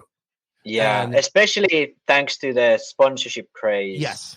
Of like you getting sponsored, like, oh shit, this is my way to become a pro. Now I just need to do something. I don't know what I do, but I just it's all an illusion. It's all an illusion. Yeah. Like even being a part as a team manager, you feel like, oh yeah, this could happen. Like this next young guy can be the next big thing. It's very difficult because then you have to deal with a lot of when you deal with fathers too that think that maybe their son deserves more than this or he should be doing this.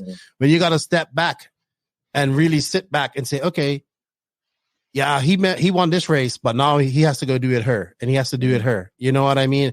You can step back and see that. Sometimes as a father, you can. So I think like Mike Fuller has done a good job of that. He's always been humble. He's like, yeah, but we got to do well her, and we got to. And they're just grinding away. I was like, I know, Fuller's going to win. I know Mason Fuller's going to win, and Caden's going to do well. But right now, Mason's going to do well, and that's another great example of somebody who grounded out.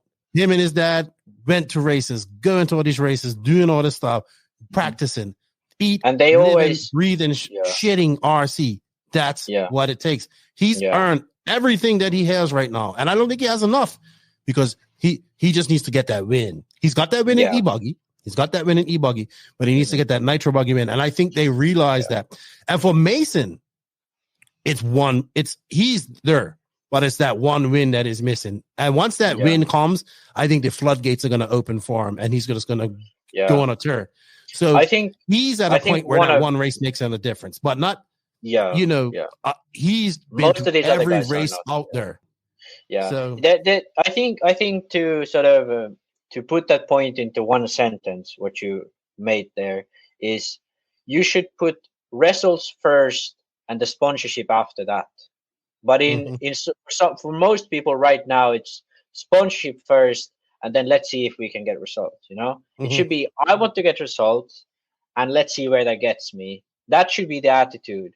And I think Fuller's amazingly well, follow that. They are, when I've talked to their dad personally, I have never gotten the sort of feeling that, they want to get sponsored, or they want this, or they want that.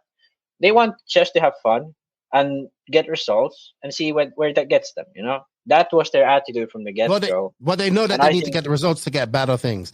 And it's not just one result, though. That's the thing about it. He's been consistently second or third. He's won. He's beat these guys.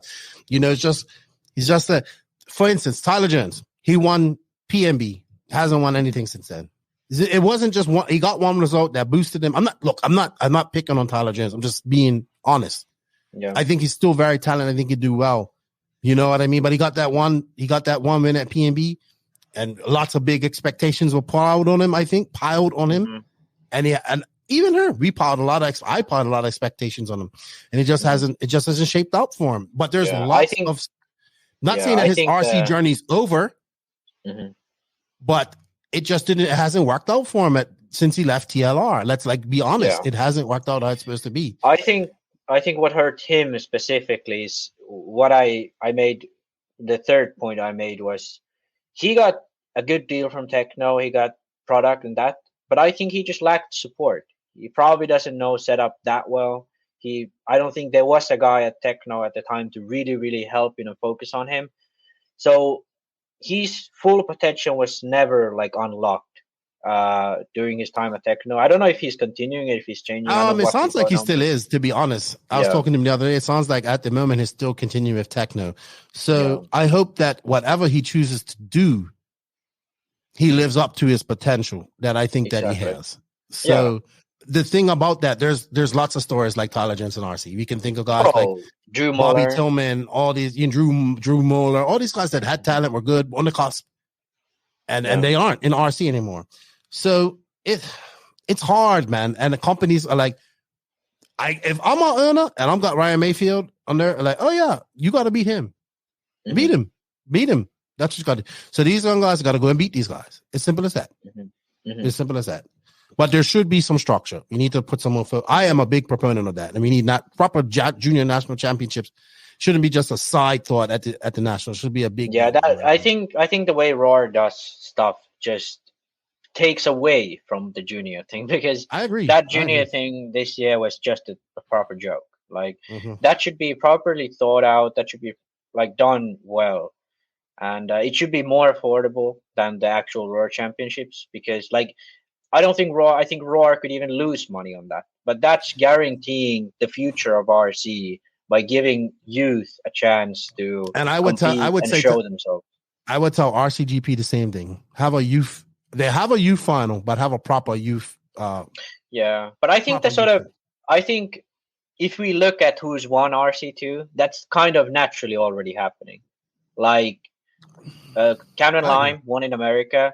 Pelle Kumse won in Manila. Then it was Valente and can't remember the name of the other Italian kid, but that was the first year. This year, no, it wasn't Trevisan, but it was some really young Italian kid that won 2019. Those were the winners in 2019. Everyone under 18. Then in 2022, we had Trent win the last round. Can't remember who won in Europe. It was you mean the RC2? Yeah.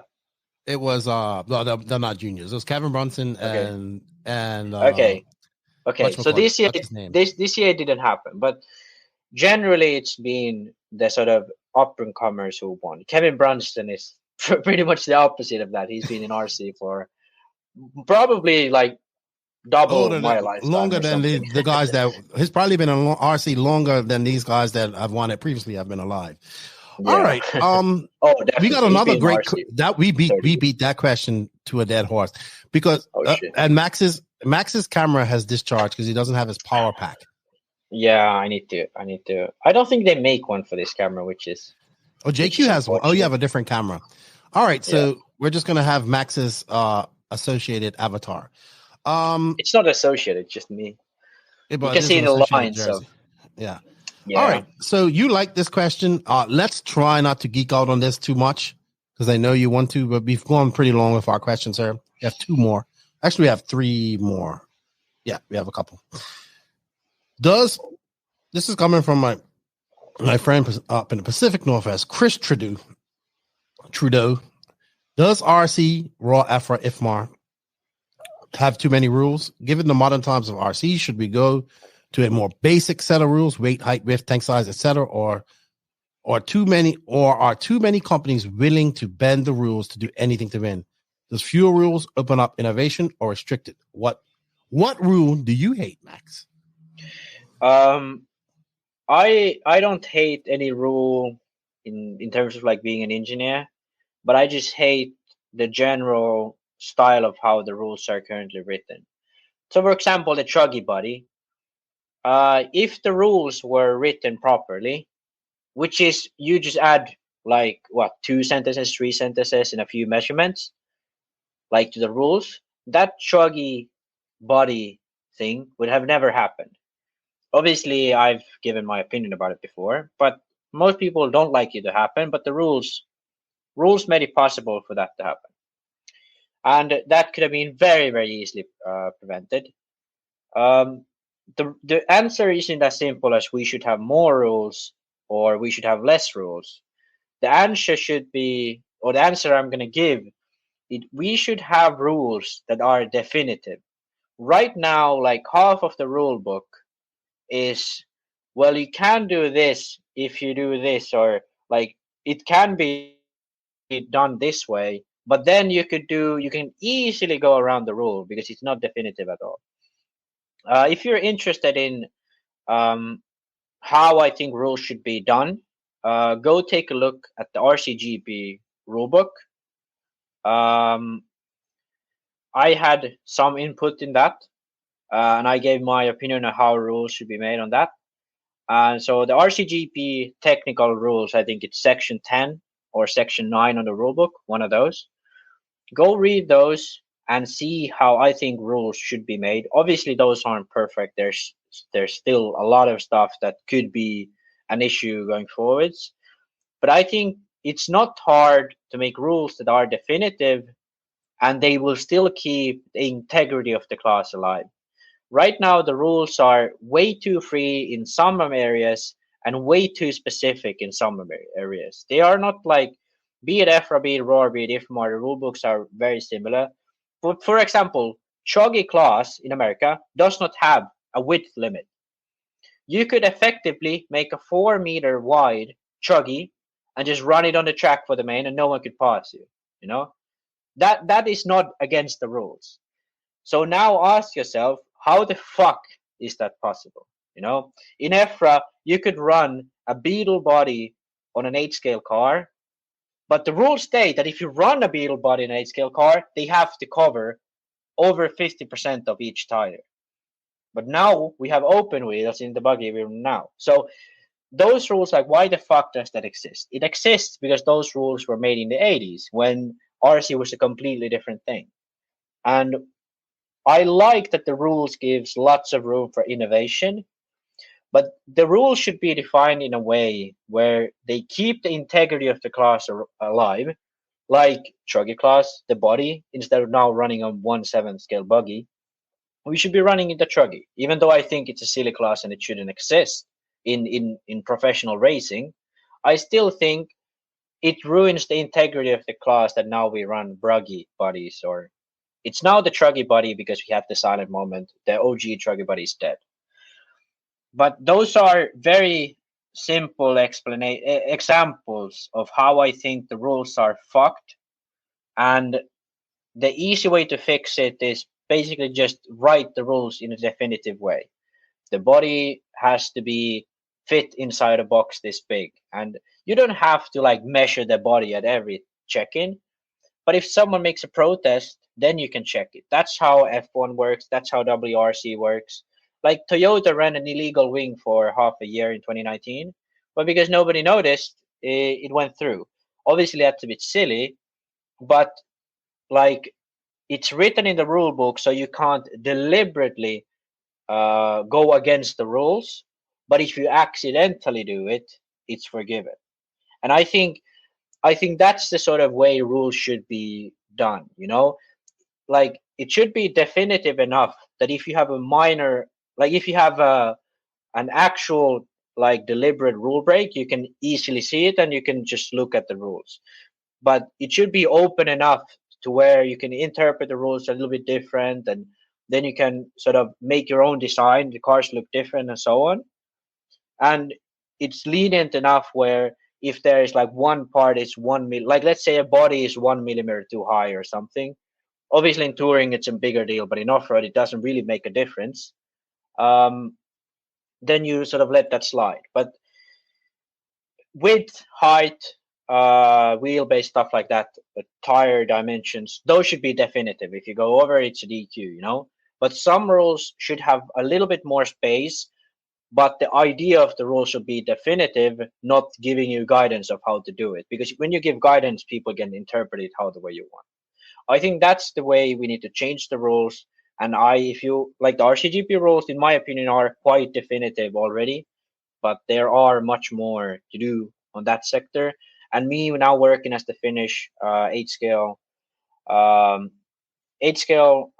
class, you know, chairman, whatever you call my position in English, I'm gonna do that in Finland, and I will like the more experience I have with making these rules, I will start to share it with EFRA. I will try to convince them to change the rules to a more definitive way, like it's made in F1, WRC, other motorsport classes, instead of staying in the 80s and having the rules like we have it now. That's it. I have to unmute myself. Yeah. So I just want to say one thing to that. I was talking when I was at the Carl Busch Motorsports, and Danny Stockman goes, "We're race car drivers. They make rules, and we try to break them. They got a way of breaking exactly. them." And he goes, "Exactly, yeah." And he goes, "We get as close as we can to break." And he was talking more about aerodynamics. You know how they have to put the templates and all that stuff on them. He goes, "We get as close as we can to the fine edge of those rules, and sometimes we got caught. Sometimes we don't. Yeah, sometimes." Yeah, the thing is, it's different to find loopholes than to straight up cheat. If you if you put up a restrictor plate that is made out of cardboard, that's cheating, you know, because you should use the NASCAR supplied restrictor plate. If people know about NASCAR history, you're talking about for the carburetor. Well, when they had carburetors. Yeah, right? Yeah. When they had like the restrictor plate in the last NASCAR, some teams put a cardboard restrictor plate, and they covered with aluminum foil. And then when they ran the engine, it heated up and went through the engine. So they didn't have a restrictor plate at all. Oh, that was, for example, one thing. That's straight up cheating. But then if you are like Red Bull or some brand with aerodynamics in F1, there wasn't a rule that the wings could bend in a certain direction. There was a rule that they couldn't bend in one direction, but the rule didn't exist of another direction. So Red Bull just made it bend in that direction that didn't have a rule. And then everyone else ended up copying it. And next year that was banned again. No way. So that's not cheating, but it's fighting against the rules. And I think that's something in RC that manufacturers, mostly because there isn't an actual professional series where there's actual money on the line. And most American races don't have actual rules at all. So that sort of thing doesn't exist in RC now. It exists in the stock class. It exists in the stock class. In the motors and stuff. And we're seeing it right now. because that's more competitive in that sense. Like the cars have to be like, it's more down to the car than the driver. And I think you have to have a good motor too. Yes, exactly. And I think for the future, our goal is obviously to make RC more professional. Something like RC GP becoming the F1 World Championship. Like that's obviously what we all want in the future. Maybe it's not going to be RC GP. Who knows how the world works? But like at that point where it's a professional championship, there's lots of public. You know, you get a lot of like publicity out of it. You get prestige out of it. At that point, people are gonna start to cheat, and let me put that again, people are start to interpret the rules again, like they did with the chuggy bruggy thing, you know. So at that point, we're gonna have issues because if the rules aren't ready for it, people can cheat or reinterpret the rules in any way they want, you know. So that's why the rules should be made first before we have that, you know, effect. Yeah. Because I know probably like 100 ways of going against the rules that currently exist, but there really isn't a rule that actually bans it. Okay. You know? Okay. But yeah, it's funny because I was just thinking of NASCAR rules, like with aerodynamics, how much of a difference it makes. Yeah. And like, it's like, yeah, if we come to as close as we can, like, you know, he says, sometimes you just go over the edge by a millimeter and you gotta fix it. But it's crazy. Like he was showing us like the different aerodynamics and stuff for the car, and how you knew you would love that stuff. All right, we have a couple more questions from our Discord. We have some colorful members in our Discord. Forklift certified Haas. Max, your thoughts on Young Gravy? I have no idea what he's talking about. He's all right. He's funny. He's a rapper. Okay, I have to go Google him. I think he's I don't like think of this as a great musician, but I think he has some funny shit. EKJ 24,000 wants to know, what's up, Corey? How you doing? Max, when you come into the United States again, and he asks, will the Mayako Truggy going to have the same characteristics as the Mayako Buggy, like adjustable diff heights and stuff? Oh, yeah. Obviously, it's going to be pretty much the same car. At least the first Truggy is going to be pretty much the same car as the Buggy, but just like stretch out to the Buggy like every other brand.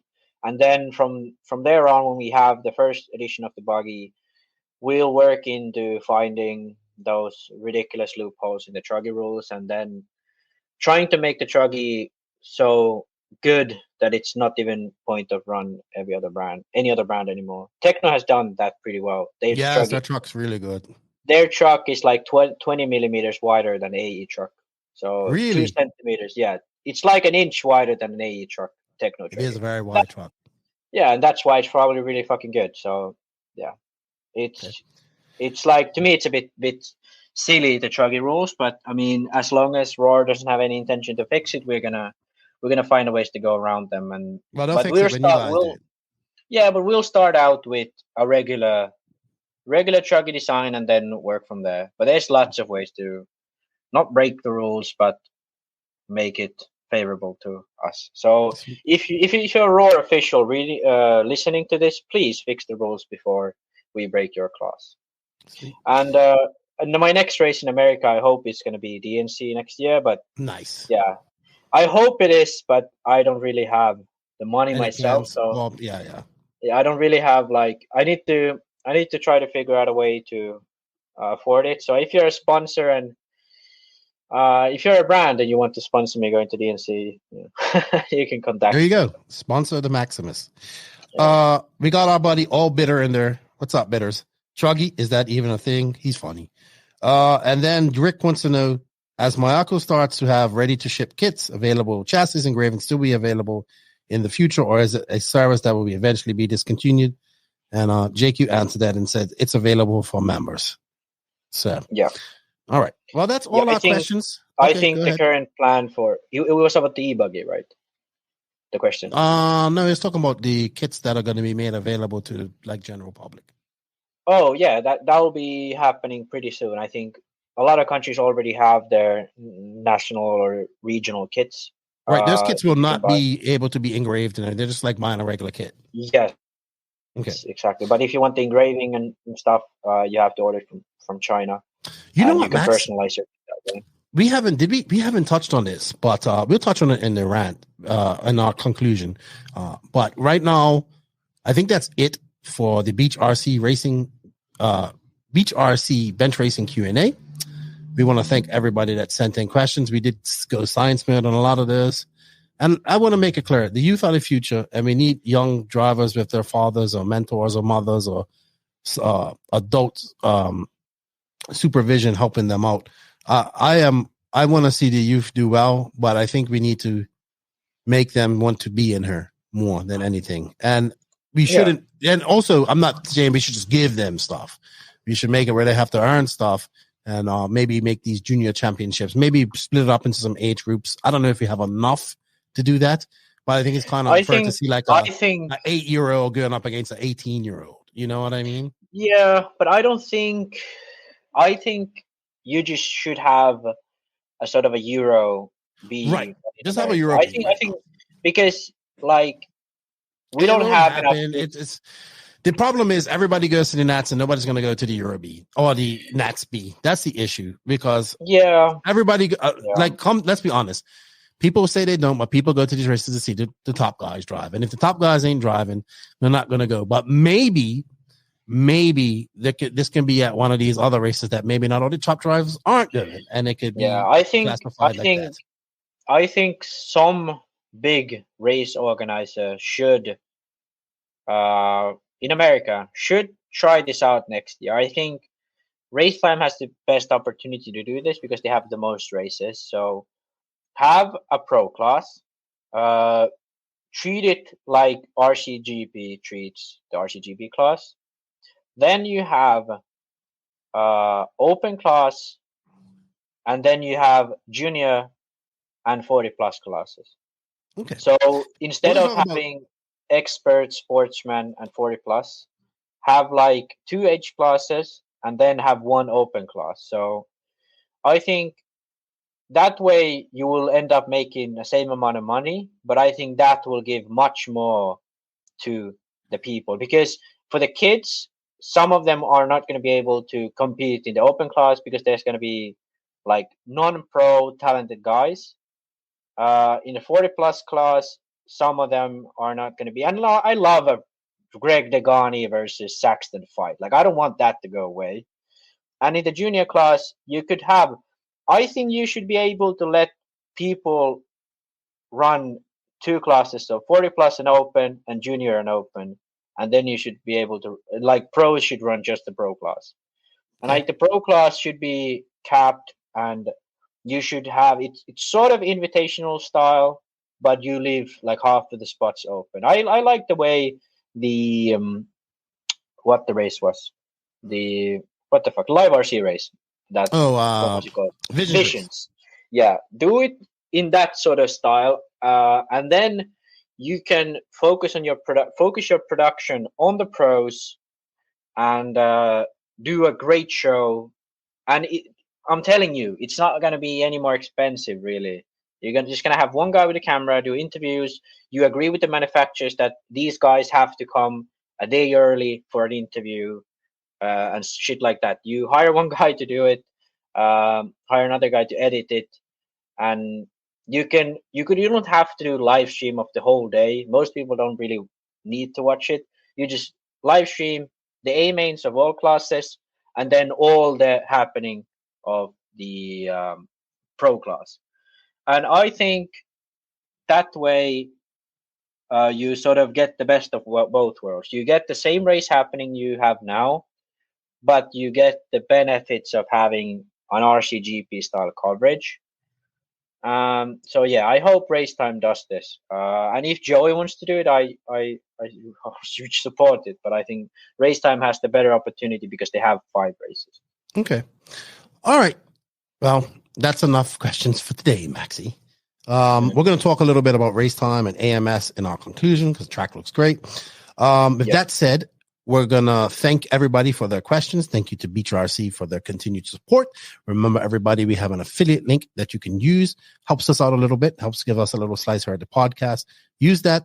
Or even if you just in the notes say, hey, I heard about you on the podcast or whatever.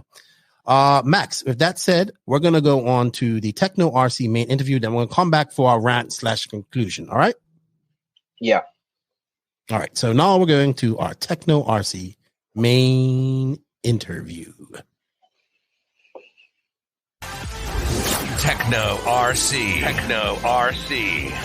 Tekno RC is a premium manufacturer specializing in 8th and 10th scale high-performance off-road RC buggies and trucks. Visit www.teknorc.com for a complete catalog of their products. Tekno RC. Excellence in engineering. Hashtag Tekno Takeover.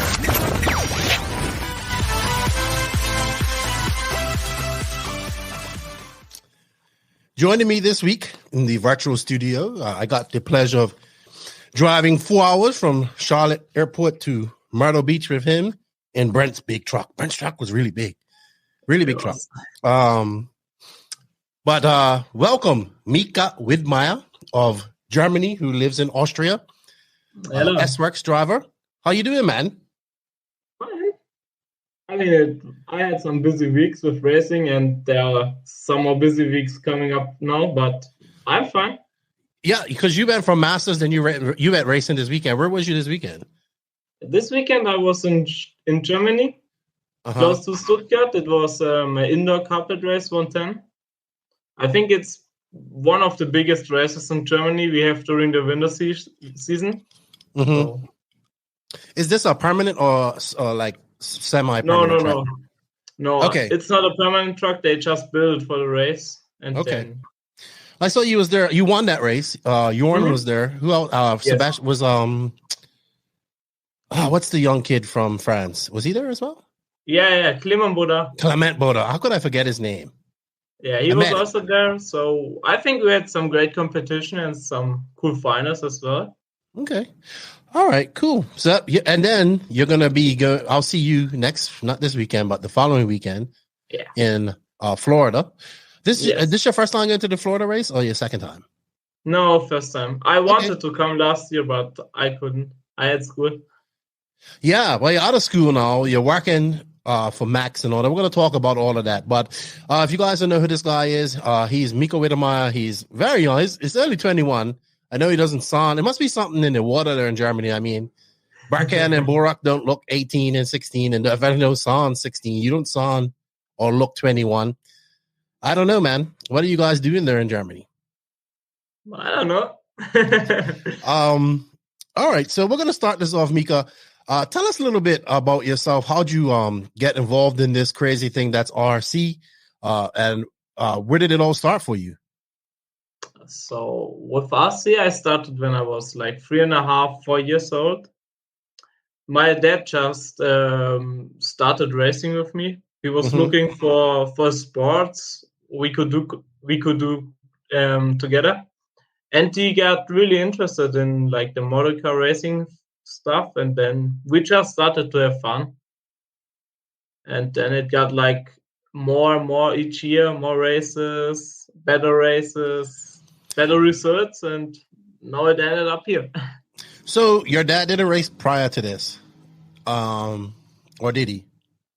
Yeah, he did just a bit of fun racing when we started, but I think after a few years he stopped because then it was like too busy to do his cars, my cars, everything on the same race. Then we raced together and stuff. So he stopped. What I meant was he didn't do RC before you guys got into it. No. Okay, all right. So you and him both discovered it. Do you remember what your first car was? I don't really know, but I think I started with like some Tamiya stuff, some RTRs. I also did some 5th scale in the beginning. Really? Yeah. Was you good at it? Nah, I was like 5 years old. I mean, the car was bigger than me. Off-road or on-road? Off-road. Okay. All right. Yeah, but when was your first race grade car? What was it? What class was you running? Mainly at the beginning, it was 1.8 racing. I think my first real race car I had was an X-Ray, and then a low C8. Okay. So a little bit about, I guess, kind of 8 scale was kind of big in Germany at that point. What we're talking about, you're 21 now, so maybe 15, 17 years ago, 16 years ago, sorry. Daniel Reckworth, was he still like running and all that stuff when you was getting into RC? Was he still like really fast and all that there? Because that's the one German guy that I know that's really good, besides Jorn. Jorn. Yeah. I'm talking about Daniel Reckworth. Was that way before you, right? I think when I was really young, I think it was like the time when he won like his European champion titles and German champion. That was when I was really young, or even before I was born. So when I started racing also German national races, he was also racing and was always in the top 5, top 3. So you kind of caught it after his glory years, but still fast. Yeah. Okay, so I can see why it was 10 scale, 8 scale was really big probably at that time in Germany, especially with what he was doing. He was like one of the hottest 8 scale drivers at the time. Of course. So that's understandable. What was your first? You didn't even remember your first buggy? You had an X-ray. That's right. You had an X-ray. Then you had a Losi 8. When did I was even researching you was running Schumacher 10 scale cars and all that type of stuff. And then I think in 2016 you joined SWORKz. It was you and was it Walenka or was it Jorn too? No. In 2016 only I joined SWORKz. And I think I had a great year. I was second at the German Nationals and stuff like that. And then in 2017, Wolanka and Jörn joined our team. Okay. So what happened to you? So when you got picked up by SWORKz, because I mean, let's be honest, I didn't really know who you was back then, and I'm sure a lot of people didn't know. No offense to you. What led to that? How did you get there? You was doing well in just at nationals in Germany. Who was some of your biggest competition when you was younger and racing at these races? I mean, when in the first years when I got into German nationals, it was like a younger generation who was fighting together. It was also like Burak, me, Berkan. So, and then I think when I was at the level to fight for the national titles, my main competition was like Jörn, Burak, Berkan, Carsten Keller, Aaron Münster, and some more German guys. So I think we had a pretty strong nationals. Right, competitive nationals. Yes. Would you say it's still that competitive now? I think now it's still competitive, but if you go now to the race and think about who will win, I think there are less drivers who you would say, because now the Kittich brothers are very fast. So I think it's them and Jörn, and then there's probably a gap. Okay. Aaron Rönig is also doing very good. Yes, I now. met him at the Worlds. Yeah, he's also pretty fast now. So I would say they're like, before there were like 6-7 drivers, and now they're like 4 to 5, I would say. All right. So joining SWORKz in 2016, how did that come about? I think we were just looking for a new sponsor.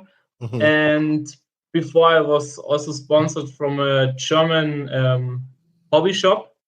And he was already in contact with Max because they did business a long time ago. And so I don't know, over that shop, there was like a connection to Max. And then my dad and Max just talked, and I tested the cars and then I joined the team. Yeah, you was really young too. So that's 2016. That's 8 years ago. Yes. So very young. What was you in school full time and all of that as well? Was you like going to regular school? Was you into any other type of sports when you was younger? I was also playing football when I was younger, but then I stopped because racing got so much. And I was also like playing in the goal. But then when you are not there, not at the weekend when you are racing, you can't come to the games. But if you have an important position in your team, it's also difficult to leave them alone. So I decided to stop with football and just do like RC racing to focus on that. So when you joined SWORKz, was it your goal? Did you think it would turn out like this, or was it your goal to kind of just be a full-time pro racer? I think you was kind of on. I'm not saying that you ain't there yet, but I think you was kind of on that way. But now you're kind of transitioning to now you work for SWORKz, kind of. You've left Germany. You now live in Vienna, or just outside of Vienna. Where do you live in Austria now? Linz. So you moved there. My mic is dropping. Hold on. I got a new toy, so I'm kind of playing with it. You moved to Austria to work and all that type of stuff. So you're full into RC right now. Maybe not as a professional driver per se. Still a driver, you know what I mean? Yeah. But you're like at a different level or different. You're filled in a different niche in RC, which I kind of want to talk about later, because a lot of people think you can only be a pro driver in RC. There are other things you can do. But when you joined SWORKz, what was Max telling you? Because I think SWORKz by that time had been through so many different type of owners. I mean, it was that time and A-Main had it, and they had Atsushi Hara and all that. And then there was various other people in America that had it. I wasn't quite sure who was doing it in Europe, but since Max has kind of got involved, it's like blowing up. You know, you see SWORKz everywhere in Europe. You was like the first guy he signed. You're still there. You got a job with him. How's that progression been? How did can you tell the story, like how Max even got involved in this and decided to do this? I think the whole story, how he got into it and when he exactly took the most part over, I don't really know. Okay. But I know when I joined the team 2016, he was already doing a lot. And then I think in 2017, 2018, that were like some key years. Mm-hmm. Or I even think that in Wolanka and Neumann, they joined in 2018, not 17, 18, because 16, 17, I was alone at the team. Mm-hmm. And then I think after 17, they come in 18. So when they came in 18, I think there was like the decision from Max that, okay, now we want to push the team. We want to try to make it bigger, to grow the brand. So I think 2017, 2018, that was like the big push. And then in 2019, he decided, okay, now we push. Yeah, and actually, you guys got Wolanka when he was still good. You know what I mean? I'm not saying that he isn't good now, but it definitely took some time off. He was doing well. I think this is what I think. I don't know how true it could be, but he kind of left X-Ray where he was kind of at the bottom of the ladder on the team there. I think at some point with Wolanka, he comes to SWORKz. At that time, at SWORKz is still like a top contender that's making, this is a guy we can talk about making Euro finals and stuff like this. Yeah. He comes to SWORKz. I think he gets almost that number one position, him and Jorn out there doing pretty well. And then you're like the younger guys. So you got to be like 17, 18 when this is all happening. So you got 16, 17. So when those guys came over, did you learn a lot from them? Because you did say you like to work with Jorn a lot.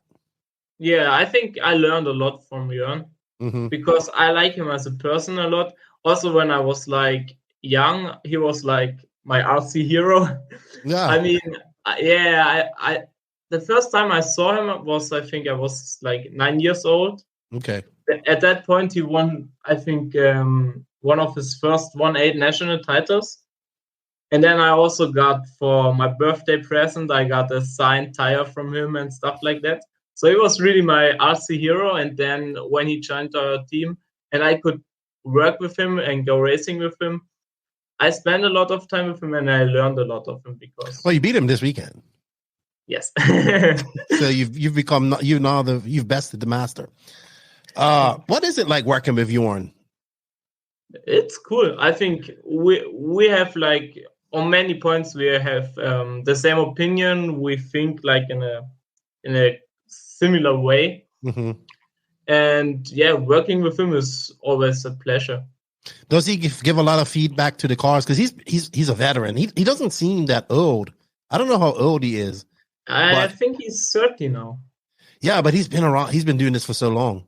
Yes, you know. I mean, he has a lot of experience. Right. Does that come over? Does he have a lot of feedback with what you guys do there at SWORKz with the 8-scale programs?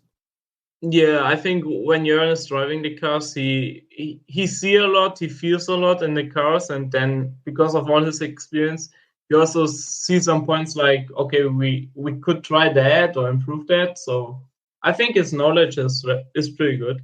Okay. Then 2019, you guys make a big sign Boots. Yeah. Go out, win Silver State that year.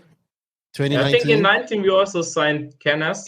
But I think was it Canas then Boots? Because Boots came like after a few months in 2019. Because he was at DNC, I think they both run from the beginning of 19. No. You sure? Yeah, because in March we had the how was it called? The race at in England, which was in the past was the Neo race, and then the DXR race. Yeah, DXR. So we were at DXR race. We had like Boots and Canas driving our cars, and that. I think Boots changed that year. I think he changed in 2019. Yeah, they came at the beginning of 19. Both. But no, so let's rewind a little bit. I remember Boots being at DNC with a Kyosho in 2019. And I think he made the switch to SWORKz like just about a month or two after that, or a month after that, if I remember correctly. Could be. Yeah, because Canas, now that I think Canas came first, and then Boots, yes, he had the issue. I think he was running like parts from the older car on the new car at DNC. And that kind of ended his career. But I mean, a great move. He comes out swinging. Silver State was that year. Yeah. He came out, he won that. You know, I'll never forget telling him go up there, and you know, he went up there and done well. Canas has been absolutely amazing. Like, you know what I mean? He has stepped up to another level. Like we talked about it. We was talking about who we think are top 5 drivers. We said Ongaro, Ronafalk, Mayfield, Fenn, and then Canas fits in there. He's one of them top 5 guys. I think Canas has been the best at he's been the most successful driver since you guys have come on. He's done well. He's becoming world known now, especially after the Worlds and stuff like that. What's it like to work with? You get a chance to talk to somebody like Canas or Boots who's a little bit older. What is it like working with those guys? It's great too. I mean, I had races. I were together with Canas. I mean, the RCGP at Manila, the first ever event, I was racing with Canas together. So we spent there like the week, and also like for the EOS race, round 1 in April this year, he traveled to me. He stayed with me at my home for a day, and we traveled together to that race. So I had great times with both of them. And yeah, I mean, working with them is always cool. They have a lot of ideas. They are pretty fast. They can give good feedback. So, what do you think separates Canas? Because I heard he just practices a lot. He just goes out there. He puts in a lot. Like even for the Worlds, he was out there practicing a lot. Do you notice anything special about him that you may not see in other drivers, or maybe why he's now at this level that he's at? He's gotten at this level pretty fast.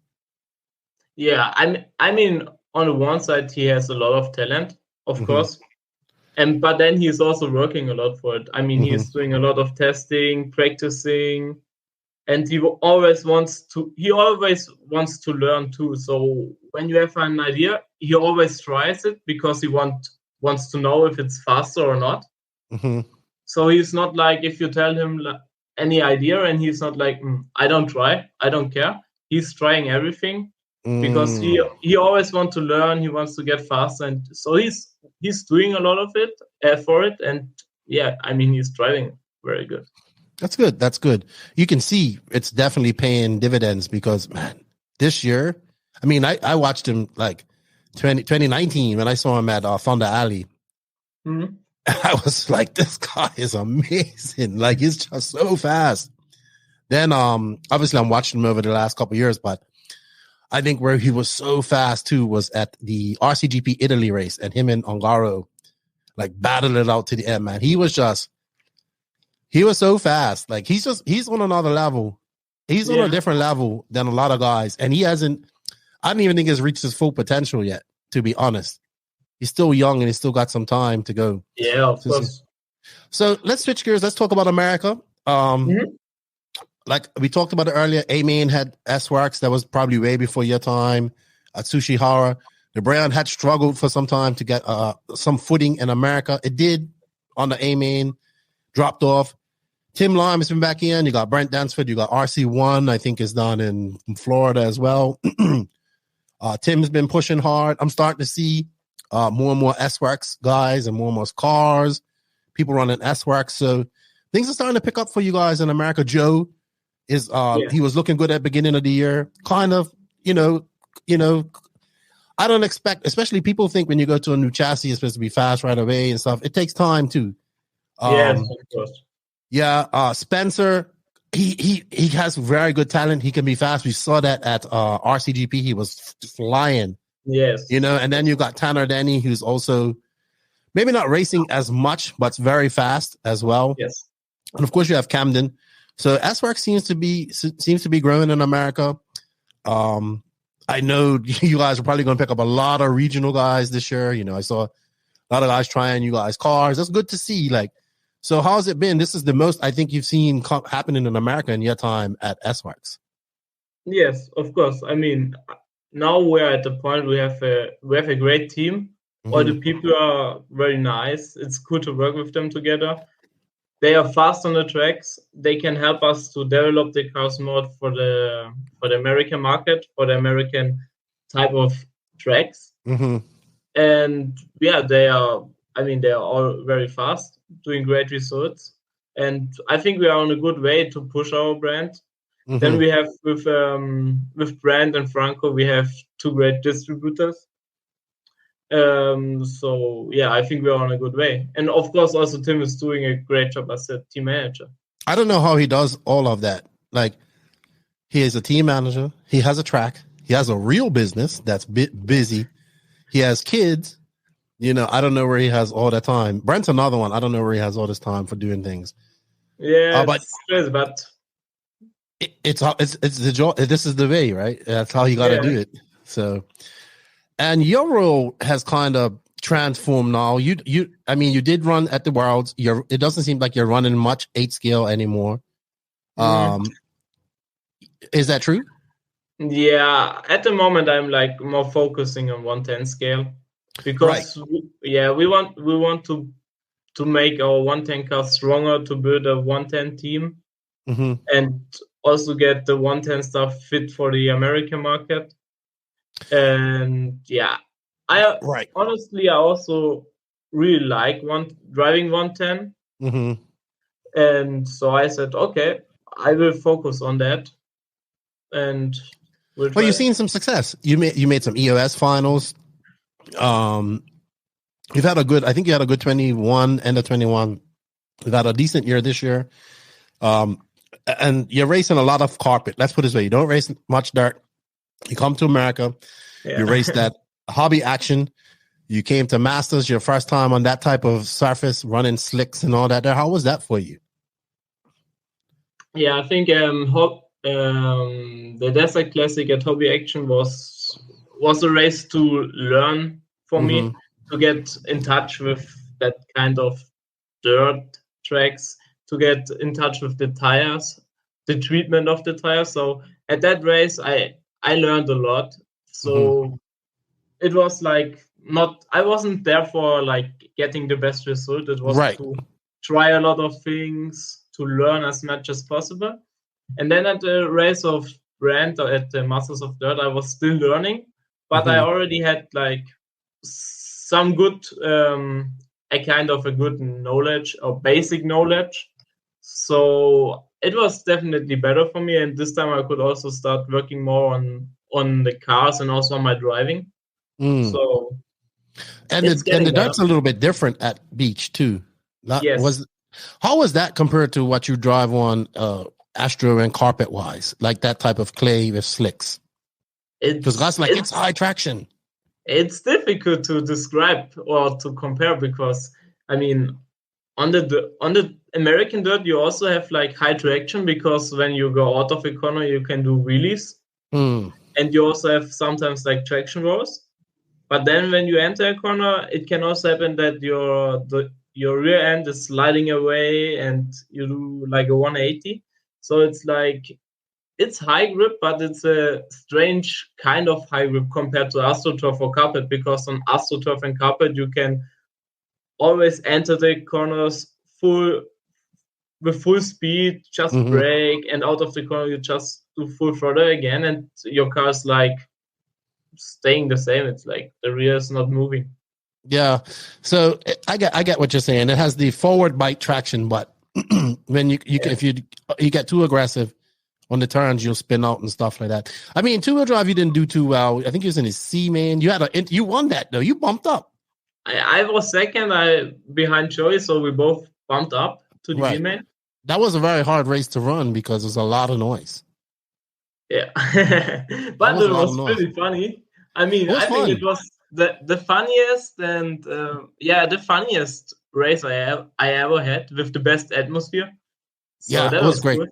I enjoyed it. Yeah, because I heard the races in Europe are very quiet. You don't talk much at 10 scale races or shout or about the Euros anything. It's more quiet. I mean, if you are at the US and you have Scotty Ernst there who's commentating the whole day, it's also loud and cool. But normally it's more quiet. Yeah. Okay. All right. So you've been talking about developing these cars for the USA, 1/8 scale and 10 scale cars. Can you talk a little bit about the differences that you need for these cars between Europe and America? Let's start with the 8 scale car. Like, what are you guys looking from the European version of your car to make it into a America? Because I heard Tim Lime said the same thing. So maybe you can shed a little light onto that. Yeah. So for the 1/8 car, it was like the biggest difference of the tracks are that in Europe you have like more high speed flat tracks. You see, like in Radovan, that was a very good example.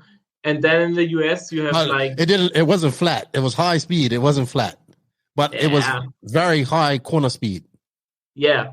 Right. That's what I think you meant. Yeah, corner speed. Yeah, gotcha. But also like the ground is like more flat because if you compare to America, you have like a lot of bumps and holes, and in Europe it's like more smooth.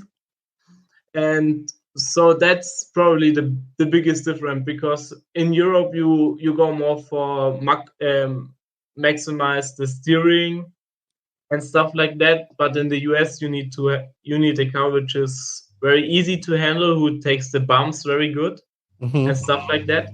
So for that we did our new rear end, which was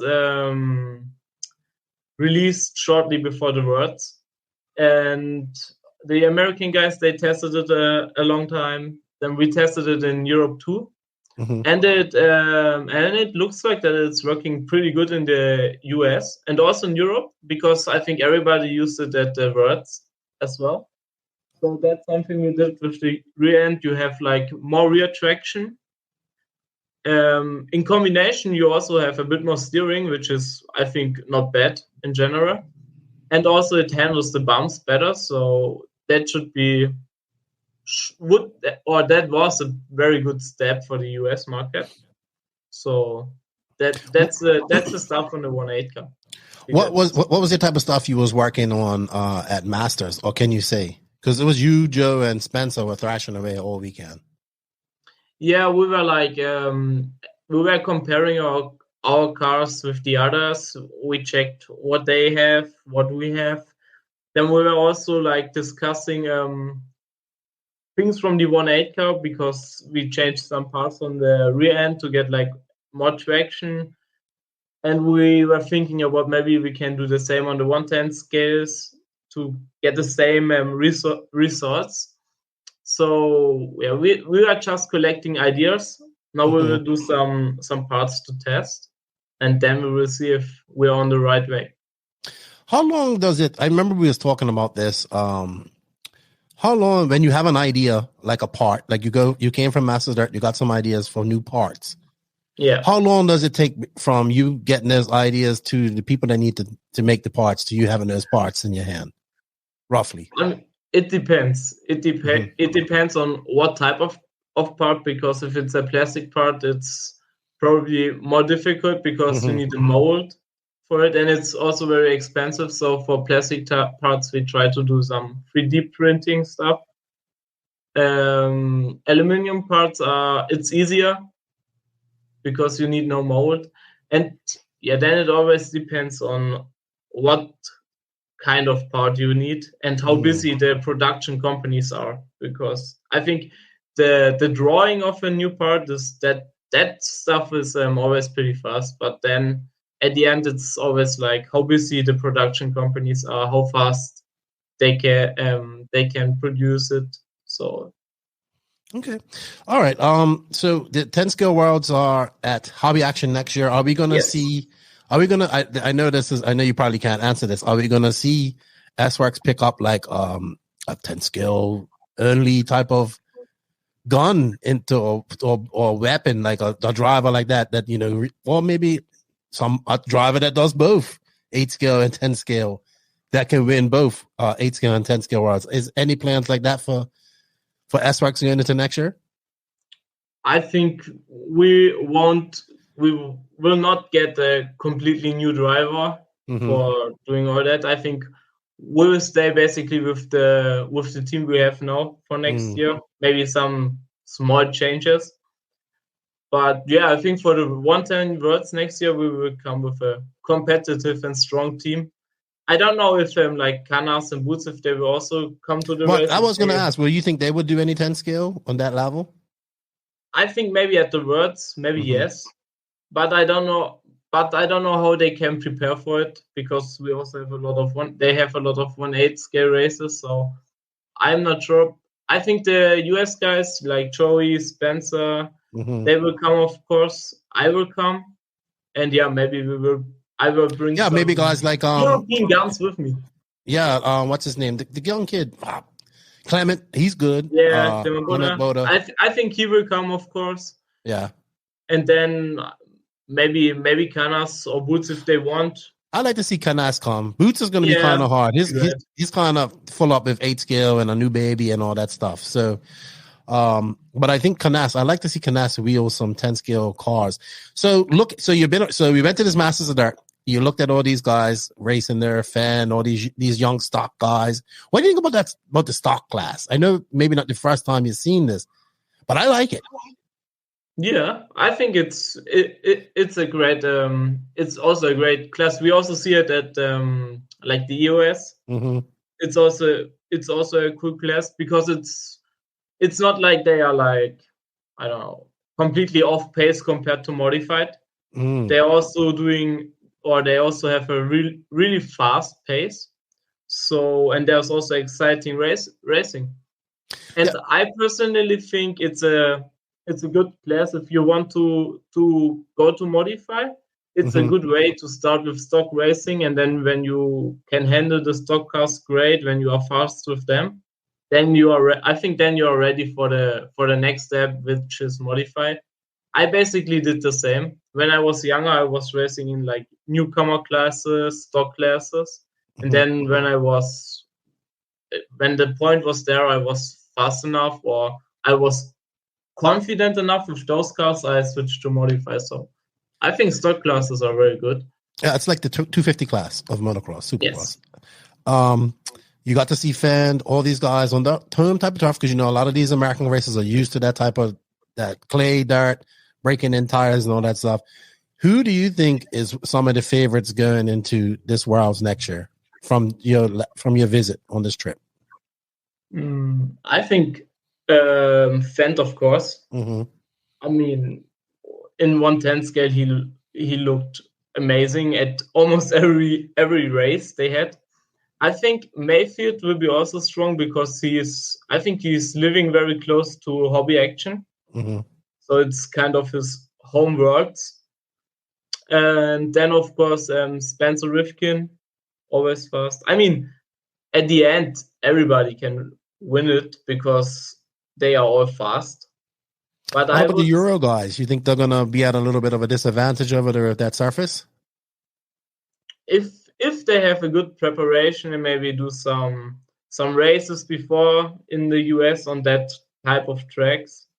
I think, of course, you always have like a small disadvantage when you are not daily racing on it, but with a good preparation, I think it's okay. Do you think guys like Ronafalk, Ongaro, Canas can just drop 8 scale for a few weeks, pick up 10 scale and do well at these races like that? Like, I mean, let's be honest, they don't race a lot of 10 scale, but they always seem to be able to do well at these Worlds events. I think, like I said, I think with a good preparation, they can do it. I think it's the same with Bruno. Bruno's racing so many classes, and always before he's doing like, if he knows there's like touring car, Euros or Worlds, then a week or 2 weeks before he's only driving touring car. Then he knows there's like 1/8 Worlds or Euros, then he's only doing 1/8. So with a good preparation, I think everything is possible. It'd be interesting to see him on this type of dirt. Yeah. Very interesting. All right. Let's talk about you a bit more. So you're 21 years old. What you went to school? What did you go to school to learn?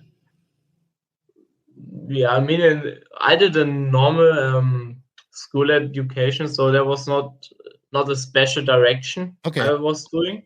But you did like university and all that stuff, or?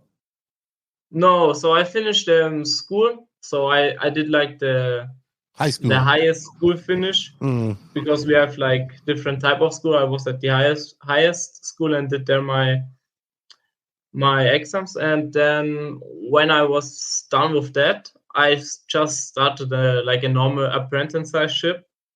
As what? Sorry? As what? Apprentice as what? In kind of sales business. Okay. Sales stuff. That was in Germany. No. That was so after school I moved to Austria and started that kind of apprenticeship at the office of Max. Oh, okay. So you went to work for Max.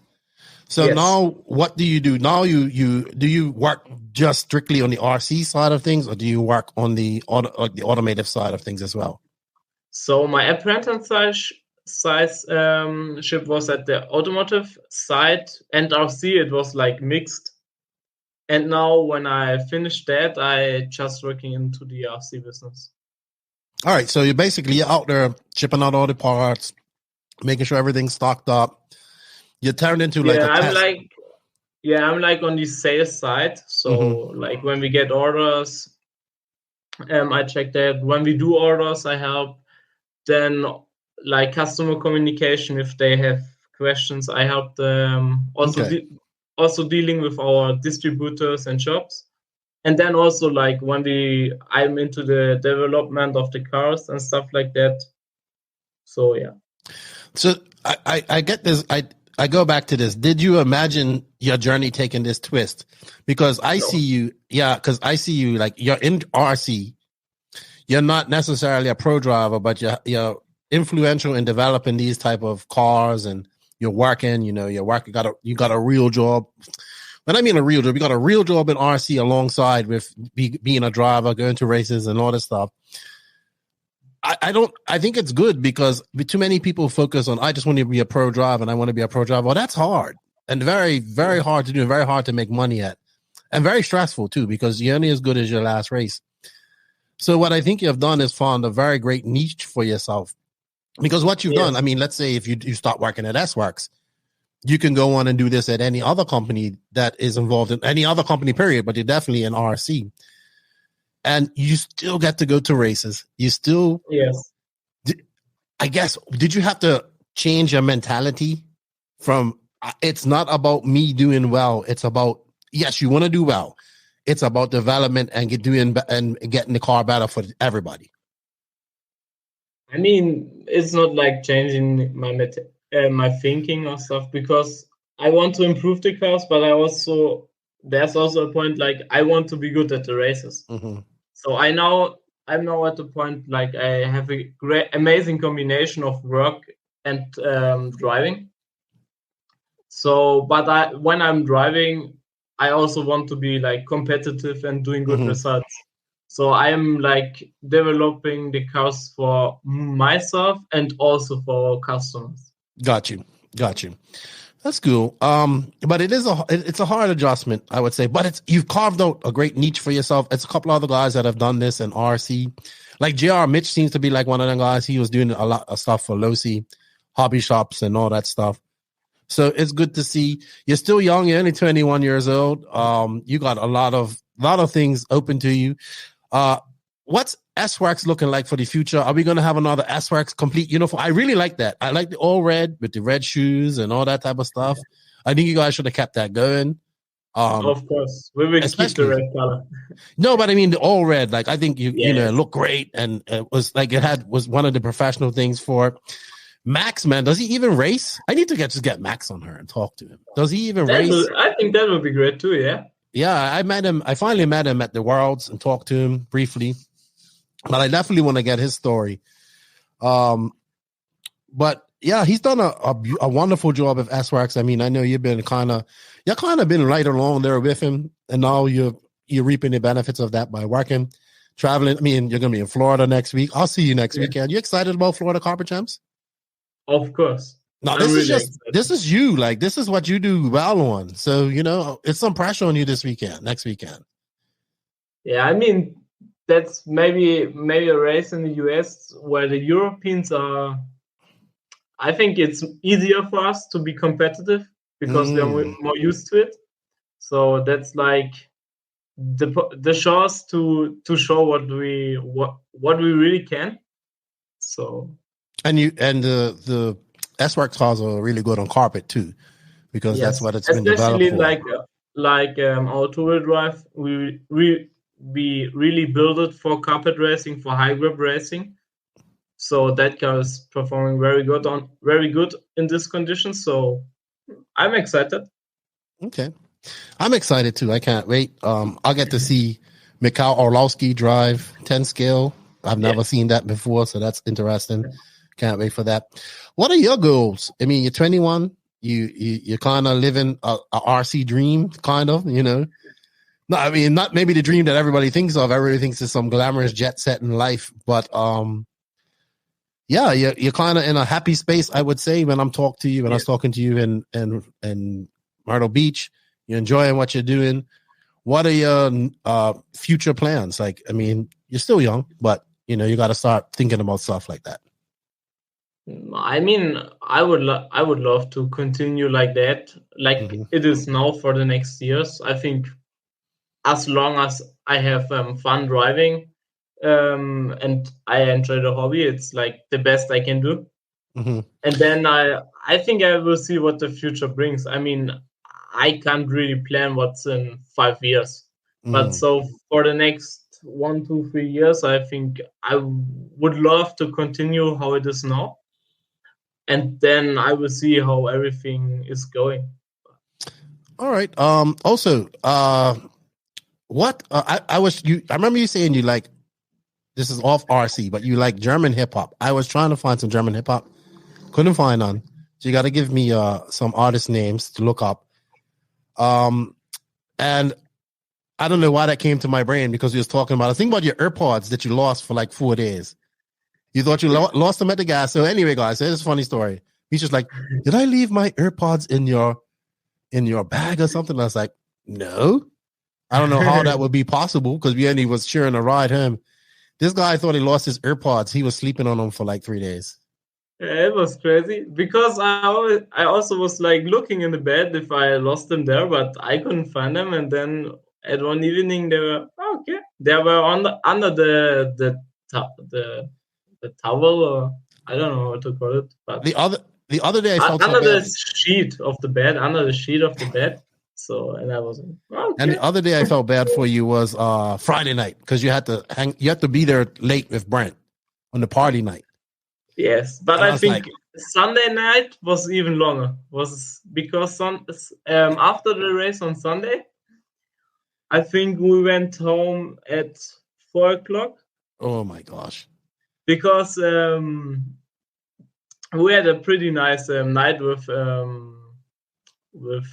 Rant, Dakota, and I don't know the guy from Trinity, the owner. Oh, Kevin Abbott. Yeah, Kevin. So we were like till 3:00. We were on the track doing some funny things. They were like drinking a bit, and then at 3:00 they decided to go to Waffle House. You guys stayed at the track till 3:00 Sunday? Yes. What? I thought everybody was going out to dinner and all that type of stuff. Yeah, I think Kevin and Fent, they went to dinner and then they came back. You stayed till 3:00 in the morning at the track? Yes. So after the race on Sunday, yes. With who? You? Who else? Because when I left, guys were racing. I thought you guys were gonna leave soon. I was also racing, but then everybody left, and then just we stayed. And then I think Rant and Dakota were also doing some things at the office at the other side of the track. So I was alone at the track, just driving a bit more. And then they come over. We did some funny things, and then it was like 3:00 in the morning. And then they decided to go to Waffle House to give me like the full American experience. Well, that's his full Southern American experience because, Waffle House is where you go when everything else is closed. And, it's where you go to sop up all the alcohol that you drink that night before. I've had lots of Waffle House in my journeys to America. What was your favorite food when you was in America? What did you like the most? In March, when I was at Hobby Action, I really liked the Longhorn food. I think Jörn and me, we went there like every evening. Did you you went to Longhorns? Oh, you didn't go. You didn't go out that night. That's where everybody went. Longhorns. They have a nice one there. Well, I wasn't there. I was at the track. We should probably go to Longhorns in Florida. We should. Or something, maybe. I don't know. Something nice. We'll see what happens. Yeah. All right. Well, last question before I go. You're a young man in RC. You're coming up. Any thoughts on how we can improve RC or anything you'd like to see happen in our industry? How do we get more young people into this, staying into this? With so much competition out there. I say younger people because you are young. You're 20, younger. You're 21. You will have a better grasp on this. Is the social media stuff working? Are we catching people like that? What are we doing wrong here to not get these young guys into young people into RC? I think the social media stuff is getting better every year. Mm-hmm. Always also like the media coverage of the events is getting better and better. But what I see in Europe, it's because everything is getting more expensive. So for young people, I think it's really, really difficult to get into the hobby if you haven't like parents or a father who is doing that with you together. I think it's very hard to get into it. So I would agree. So I think. Yeah, now we're in a difficult situation because since the war in the Ukraine and then the COVID and all that stuff, it's a difficult situation. Yeah, I think I not really know how to solve that problem because it's complicated. I think it is. How about professionalism? I know SWORKz was big on that. Like I said, they had that whole red uniform before. Do you think we need more of that? Like, especially on our pro side of things, should we? I mean, let's be honest. You went to Masters Dirt, you wouldn't know who a pro driver was or who was it. You know what I mean? Because you don't know. Do we have to make our professionals be a little bit? Because I say this because SWORKz was doing it. I see a nice button up SWORKz shirt in the back there, and I think that's the type of stuff that our pro drivers should be doing. Yeah, I mean, I think one good step would be to get the hobby more popular. Mm-hmm. So if you have like more people watching it or can watch it, then the people get more. They get in touch with it and know it more. Mm-hmm. And of course, then if you're at that point, it would help if the teams are like more unique, if they have like their uniforms and stuff, because then it's also for people from outside, it's easier to recognize who is driving for which brand and who's like professional and stuff. So it can help. It can help. I think it can help. Micha, what are your goals for Florida Carpet Championships? I think the main goals are to get into the A main. That would be great. Because, the Europeans from last year, they said like the US carpet is a bit different compared to the carpet in Europe. Then we are also using, I think mainly we use J-Concept tires. In Europe, we use Schumacher tires. So there are still some things which are different to Europe. I don't know how good they are to handle for me or how well I will feel with the car. So that's something I need to see. So my goals are mainly doing the A main in both classes and then to see what happens in the A main, because I think then everything is possible. Yeah. Let's also make it a goal to get you to a restaurant that isn't Longhorns. Yeah. I mean, one time we also went to Outback when I was with Björn in Hobby Action, but we preferred Longhorn, so we stayed with that. You know, we're gonna go find a nice Jamaican restaurant when we go to Florida and go get some nice spicy jerk chicken for you. Okay. If you can handle it.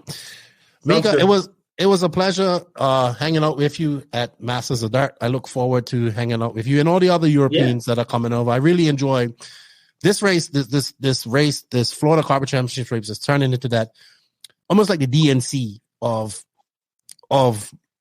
10 scale, because you're getting all these guys coming over from Europe, and that's all. Anytime we get to see the Europeans and other international racing to this extent, I love it. I look forward to it. It brings a whole nother level. Like it's like going to the Worlds. Everybody's on a different level because it's like country pride at that point. So I look forward to that. I'm sure I'll be talking to you when I get there, obviously. And thank you for your time. Yeah, thank you for the invitation. Yes, keep doing what you're doing, and I'll do my best. I think you're gonna have a bright future ahead of you in RC. We'll see. I hope so. Thank you. Yeah, man, cool. And you gotta hit me to some of this German hip hop when I see you in Florida. You can just tell me about this stuff. For sure. All right, man. Well, you have a good one, and tell Max I said what's up. You need to get him on this podcast. I will do. Cool.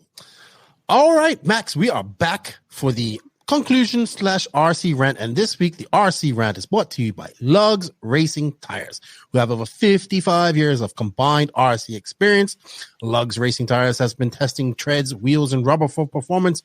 They have the Lugs Econ tires that were developed with racing budgets in mind, high quality with lower costs that can be paid, which means savings that can be passed on to you, the racer. They also have their premium brand of the tire, which provides pure performance made using Lugs custom molds and proprietary rubber compound. They just released their slides about a month and a half ago. Tires are available in medium, soft, super soft, mega soft, and long wear. They also have truggy tires as well, and I believe they're working on some 10-scale tires.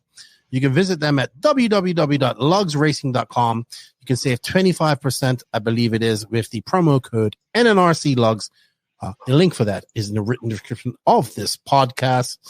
All right, Max. So real quick, you took it down. It's not there anymore, but when you get a chance, find that picture. We do have probably the last big race going on this weekend. It's at Alabama's Manufacturer Shootout at Coleman, Alabama. This is the second year that has been at this time of the year. Usually it's in June. I did go in 2018. Last year was great. We did a whole virtual coverage of it. We had great coverage. They had a schedule. They had a cap race. Not sure it's capped again this year. Not sure how the numbers are. I haven't looked at anything, but I see a lot of people go into this race. A lot of the top pros. I think we're going to see all the top guys there. It looks good. Track looks good. Max, did you ever get that picture of the track up, or did you lose it? Yeah, let's get the track up. So looks great. Yeah. This is not a very big arena. I will tell people that.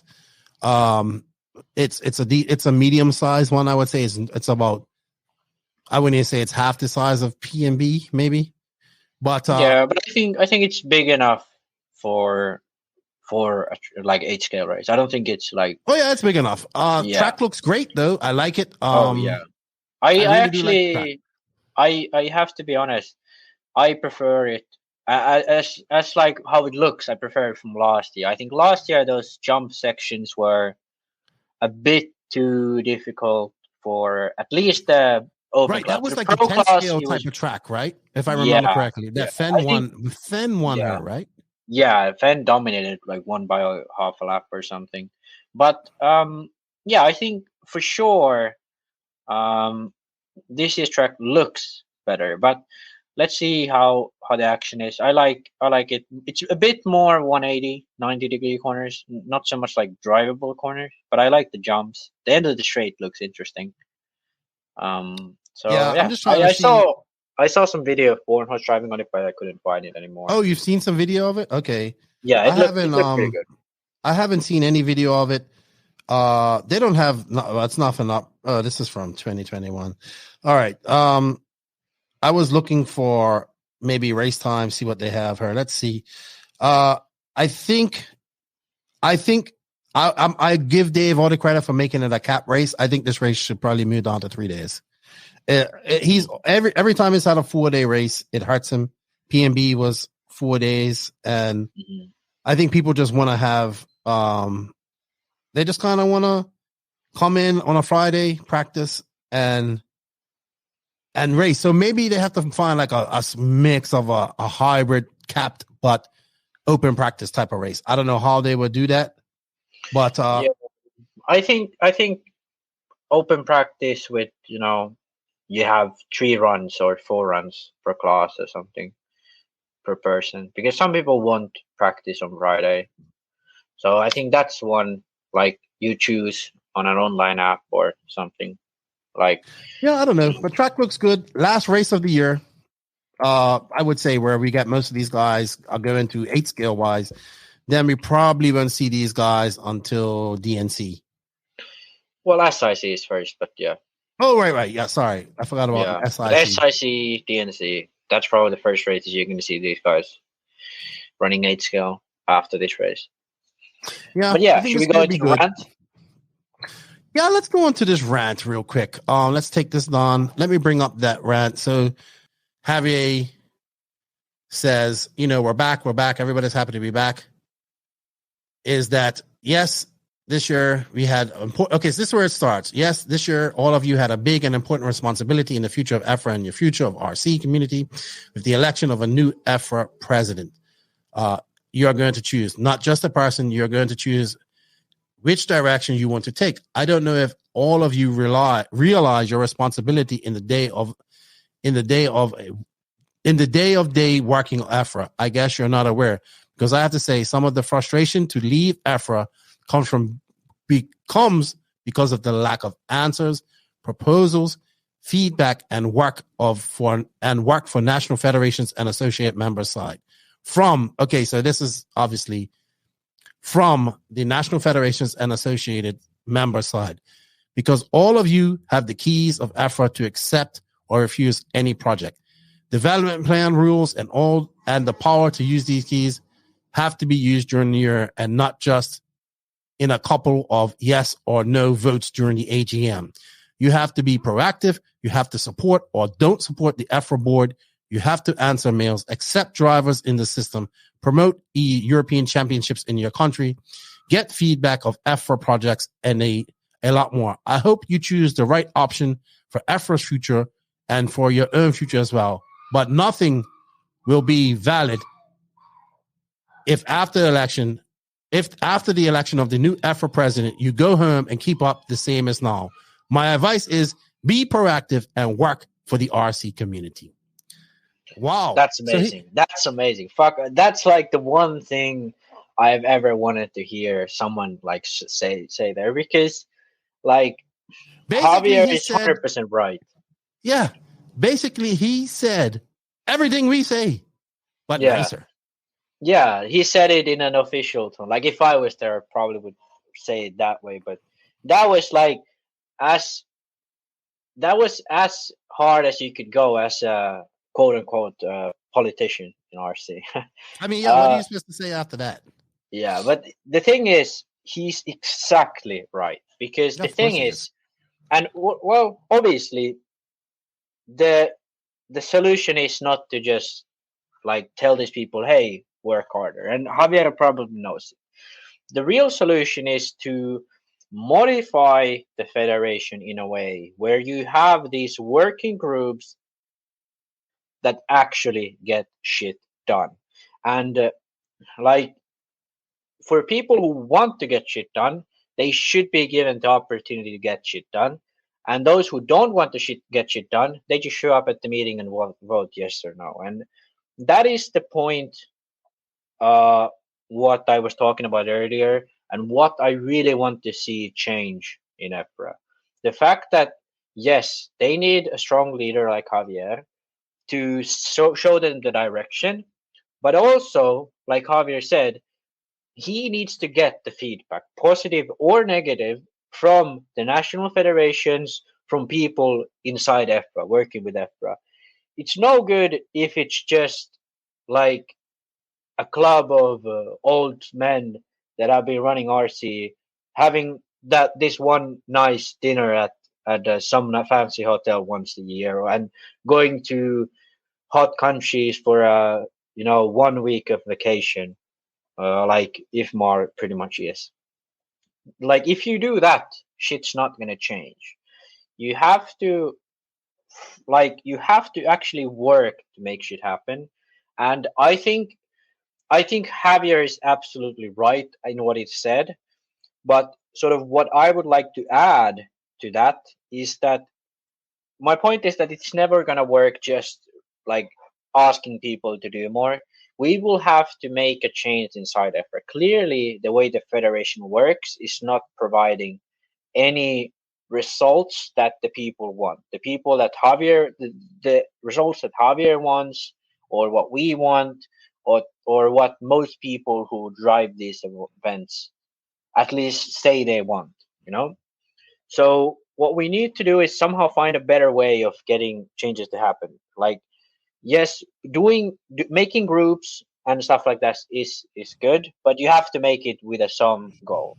And that's something EFRA needs to look into, what people that want stuff to change need to look into, that what is the best way to get things made. And I think that's something that we as people, and as people who want change, like me and you, that's something we need to sort of get an idea of. So my take from this is exactly what I was telling somebody the other day. When they're like, I'm going to run for raw president. And I'm like, it takes more than one person. So here we have Javier. He done 4 years as president.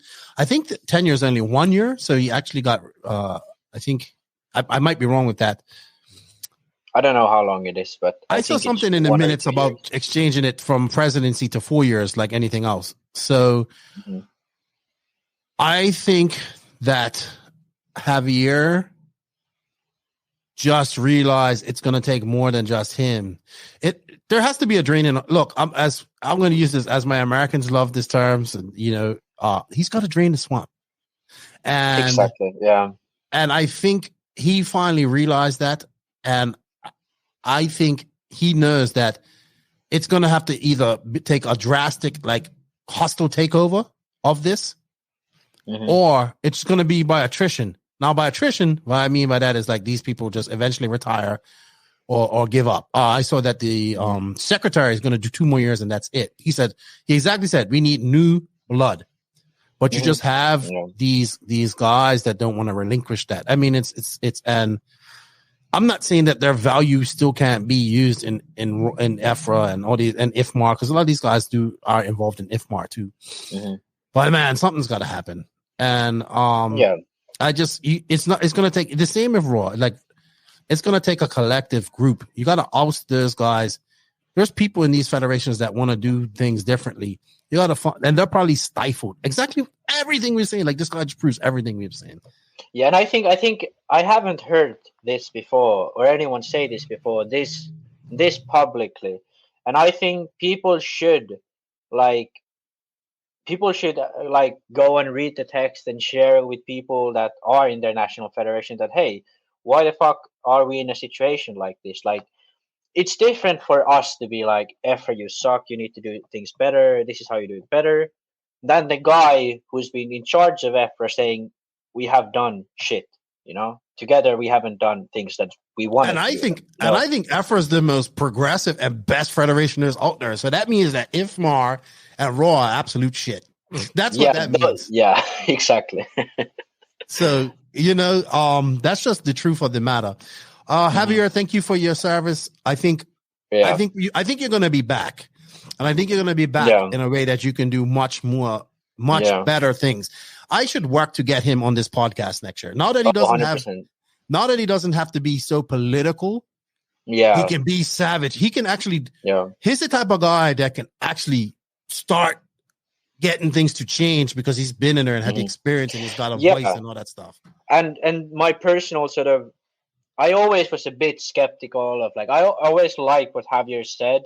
But it's very political, but he had to be. Yeah, I know. I was always a bit skeptical because of that politicalness, but I think the way he framed things here and him saying you need to make the right choice and so on, like, I think there are clear indicators of what he was talking about if you know people inside EFRA and people who was being voted in to the candidacy, like who was the pair of battling. I think this was a clear sort of show that he's willing to fight for the best of RC and to fight the status quo that EFRA is in right now, and generally all federations in RC are in. And I think, in my eyes at least, him saying these things like just confirmed to me that he is, or at least wants to be, the guy that he speaks out that he wants to be. You know. That's right. Well done, Javier. And good luck to Jacqueline. I forgot, Abayi. I heard she worked very closely with Javier. So hopefully she continues on his vision, and hopefully we see Javier get him back, because I think he will be good for this. And I think he can be way more effective now that he's been, like I said, he's been in there, he's got the experience, and now he can be like, look, that's just the first salvo. I'd be blasting salvos like crazy if I was him. But I'm sure they have this is not the last we've seen of Javier. And I think that's it. I hope he'll be back, and it doesn't have to be that he has to be back in EFRA. Maybe he's a consultant for RCGP, maybe he's a consultant for American Race Series, whatever it'll be.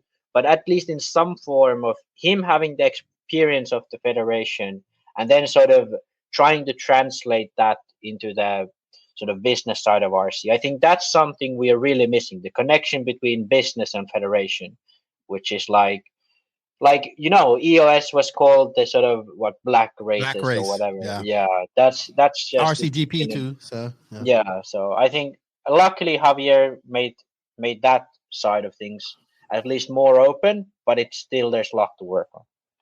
Sweet. Well, I think that's it. We kind of geeked out this weekend.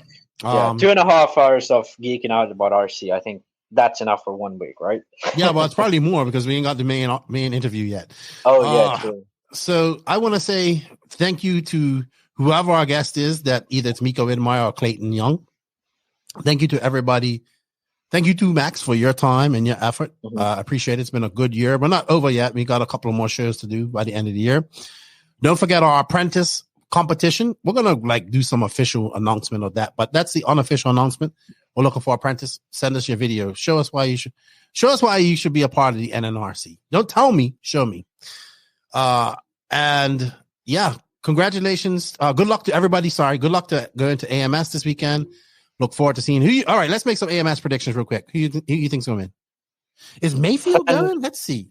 I'll say Fend, Mayfield, Fuller. I'm going all in on Team Fuller this year, this last race. All in with Team Fuller. So you Mason for the win. Who's your second or third? I don't know. Fend or Mayfield. Or, I don't know. I don't know. Maybe we'll see somebody else rise from the ashes. Maybe Co-Ogden. I wouldn't be surprised if Co-Ogden won this race.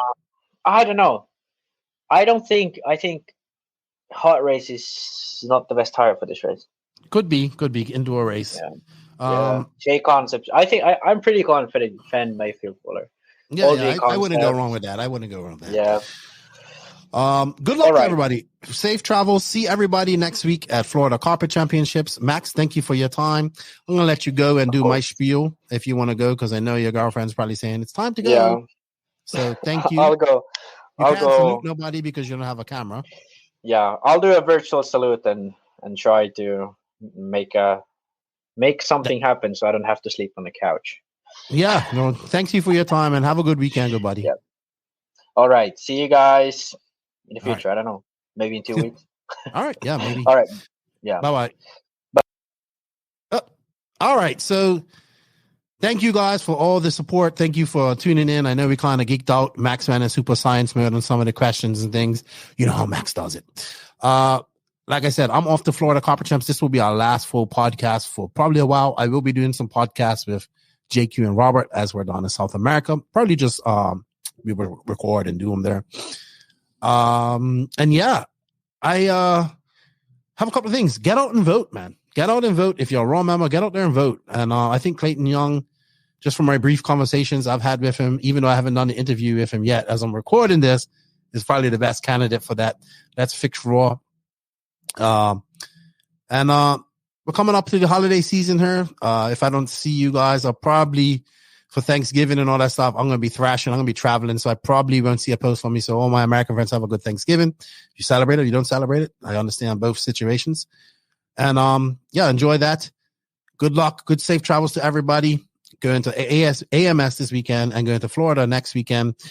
Thank you to all the NNRC squad around the world. We can't do it without you guys. Thank you for all the support from around the world. It's truly amazing to see how we've grown over the last year or so. Thank you to all the patrons and NNR and YouTube members of the NNRC. Remember, guys, if you wish to support the podcast a little extra, you can. You can find a link for that in the written description of this podcast for both of them. Shout out to the awesome sponsors that help us out here and advertisers. They are Invisible Speed, TZO 200 Tires, TNR Fuels, Hitec RC, Beach RC, Mayako, Tekno RC, Lugs Racing Tires, Papa Wheelie Stratchtronic, G-Spec RC doing Sampadal USA, Clinic RC, Racecraft USA, RCGP, House of RC. Shout out to David Ronafalk, Jared Thibault Hagberg, Alexander Hagberg, and Robert Battier. Remember, if you want some NNRC Shwag or want to get some stuff done for your real business, or you want to get some RC stuff done in America, check out my good buddy Jason Bacall at Art and Imprints is doing all my swag for me. He done his hat, and I haven't got one of the shirts yet. I'll have one soon. If you're in the USA, check them out. If you're in Europe or the UK, check out RC Haus and get some NNRC swag as well. Both of these guys are open to doing business outside of RC as well as RC with you. So go check them out if you're looking for a new printer. And if you're rocking that NNRC swag, tag me in it. I like to see it where you are in the world and where you're running it. I think that's it for me, guys. Gonna get ready. Gotta get out of here. Gotta go to Florida. Looking forward to that. See all you guys there at the Florida Carpet Champs, and then see everybody in South America that probably doesn't listen to this podcast as much, but that knows me. I'm looking forward to it. And thank you, everybody, for the opportunity. It's been a great 2022. I'm going to cap it off with a good year and get ready for 2023. The NNRC is now, I think, almost 4 years old. I think in 7 days' time, it's the 11th, and I'm recording this. We released our first podcast. It was November 18th, 2018 when we did that. So coming up on 4 years of doing this, and it's been awesome. And 214 episodes later, I'm still passionate about this. I just need help. Then we need an apprentice. So with that said, Nitro's the glory. E-Buggy pays the bills. If you ain't grinding inside, and Lefty, Max is going already. Maxie, have a good weekend. Don't sleep on the couch. We'll have plenty of JQ coming up for 3 weeks when we go to South America. So don't worry, everybody. He will be back. With that said, thank you, everybody. Enjoy your weekend. Lefty is out.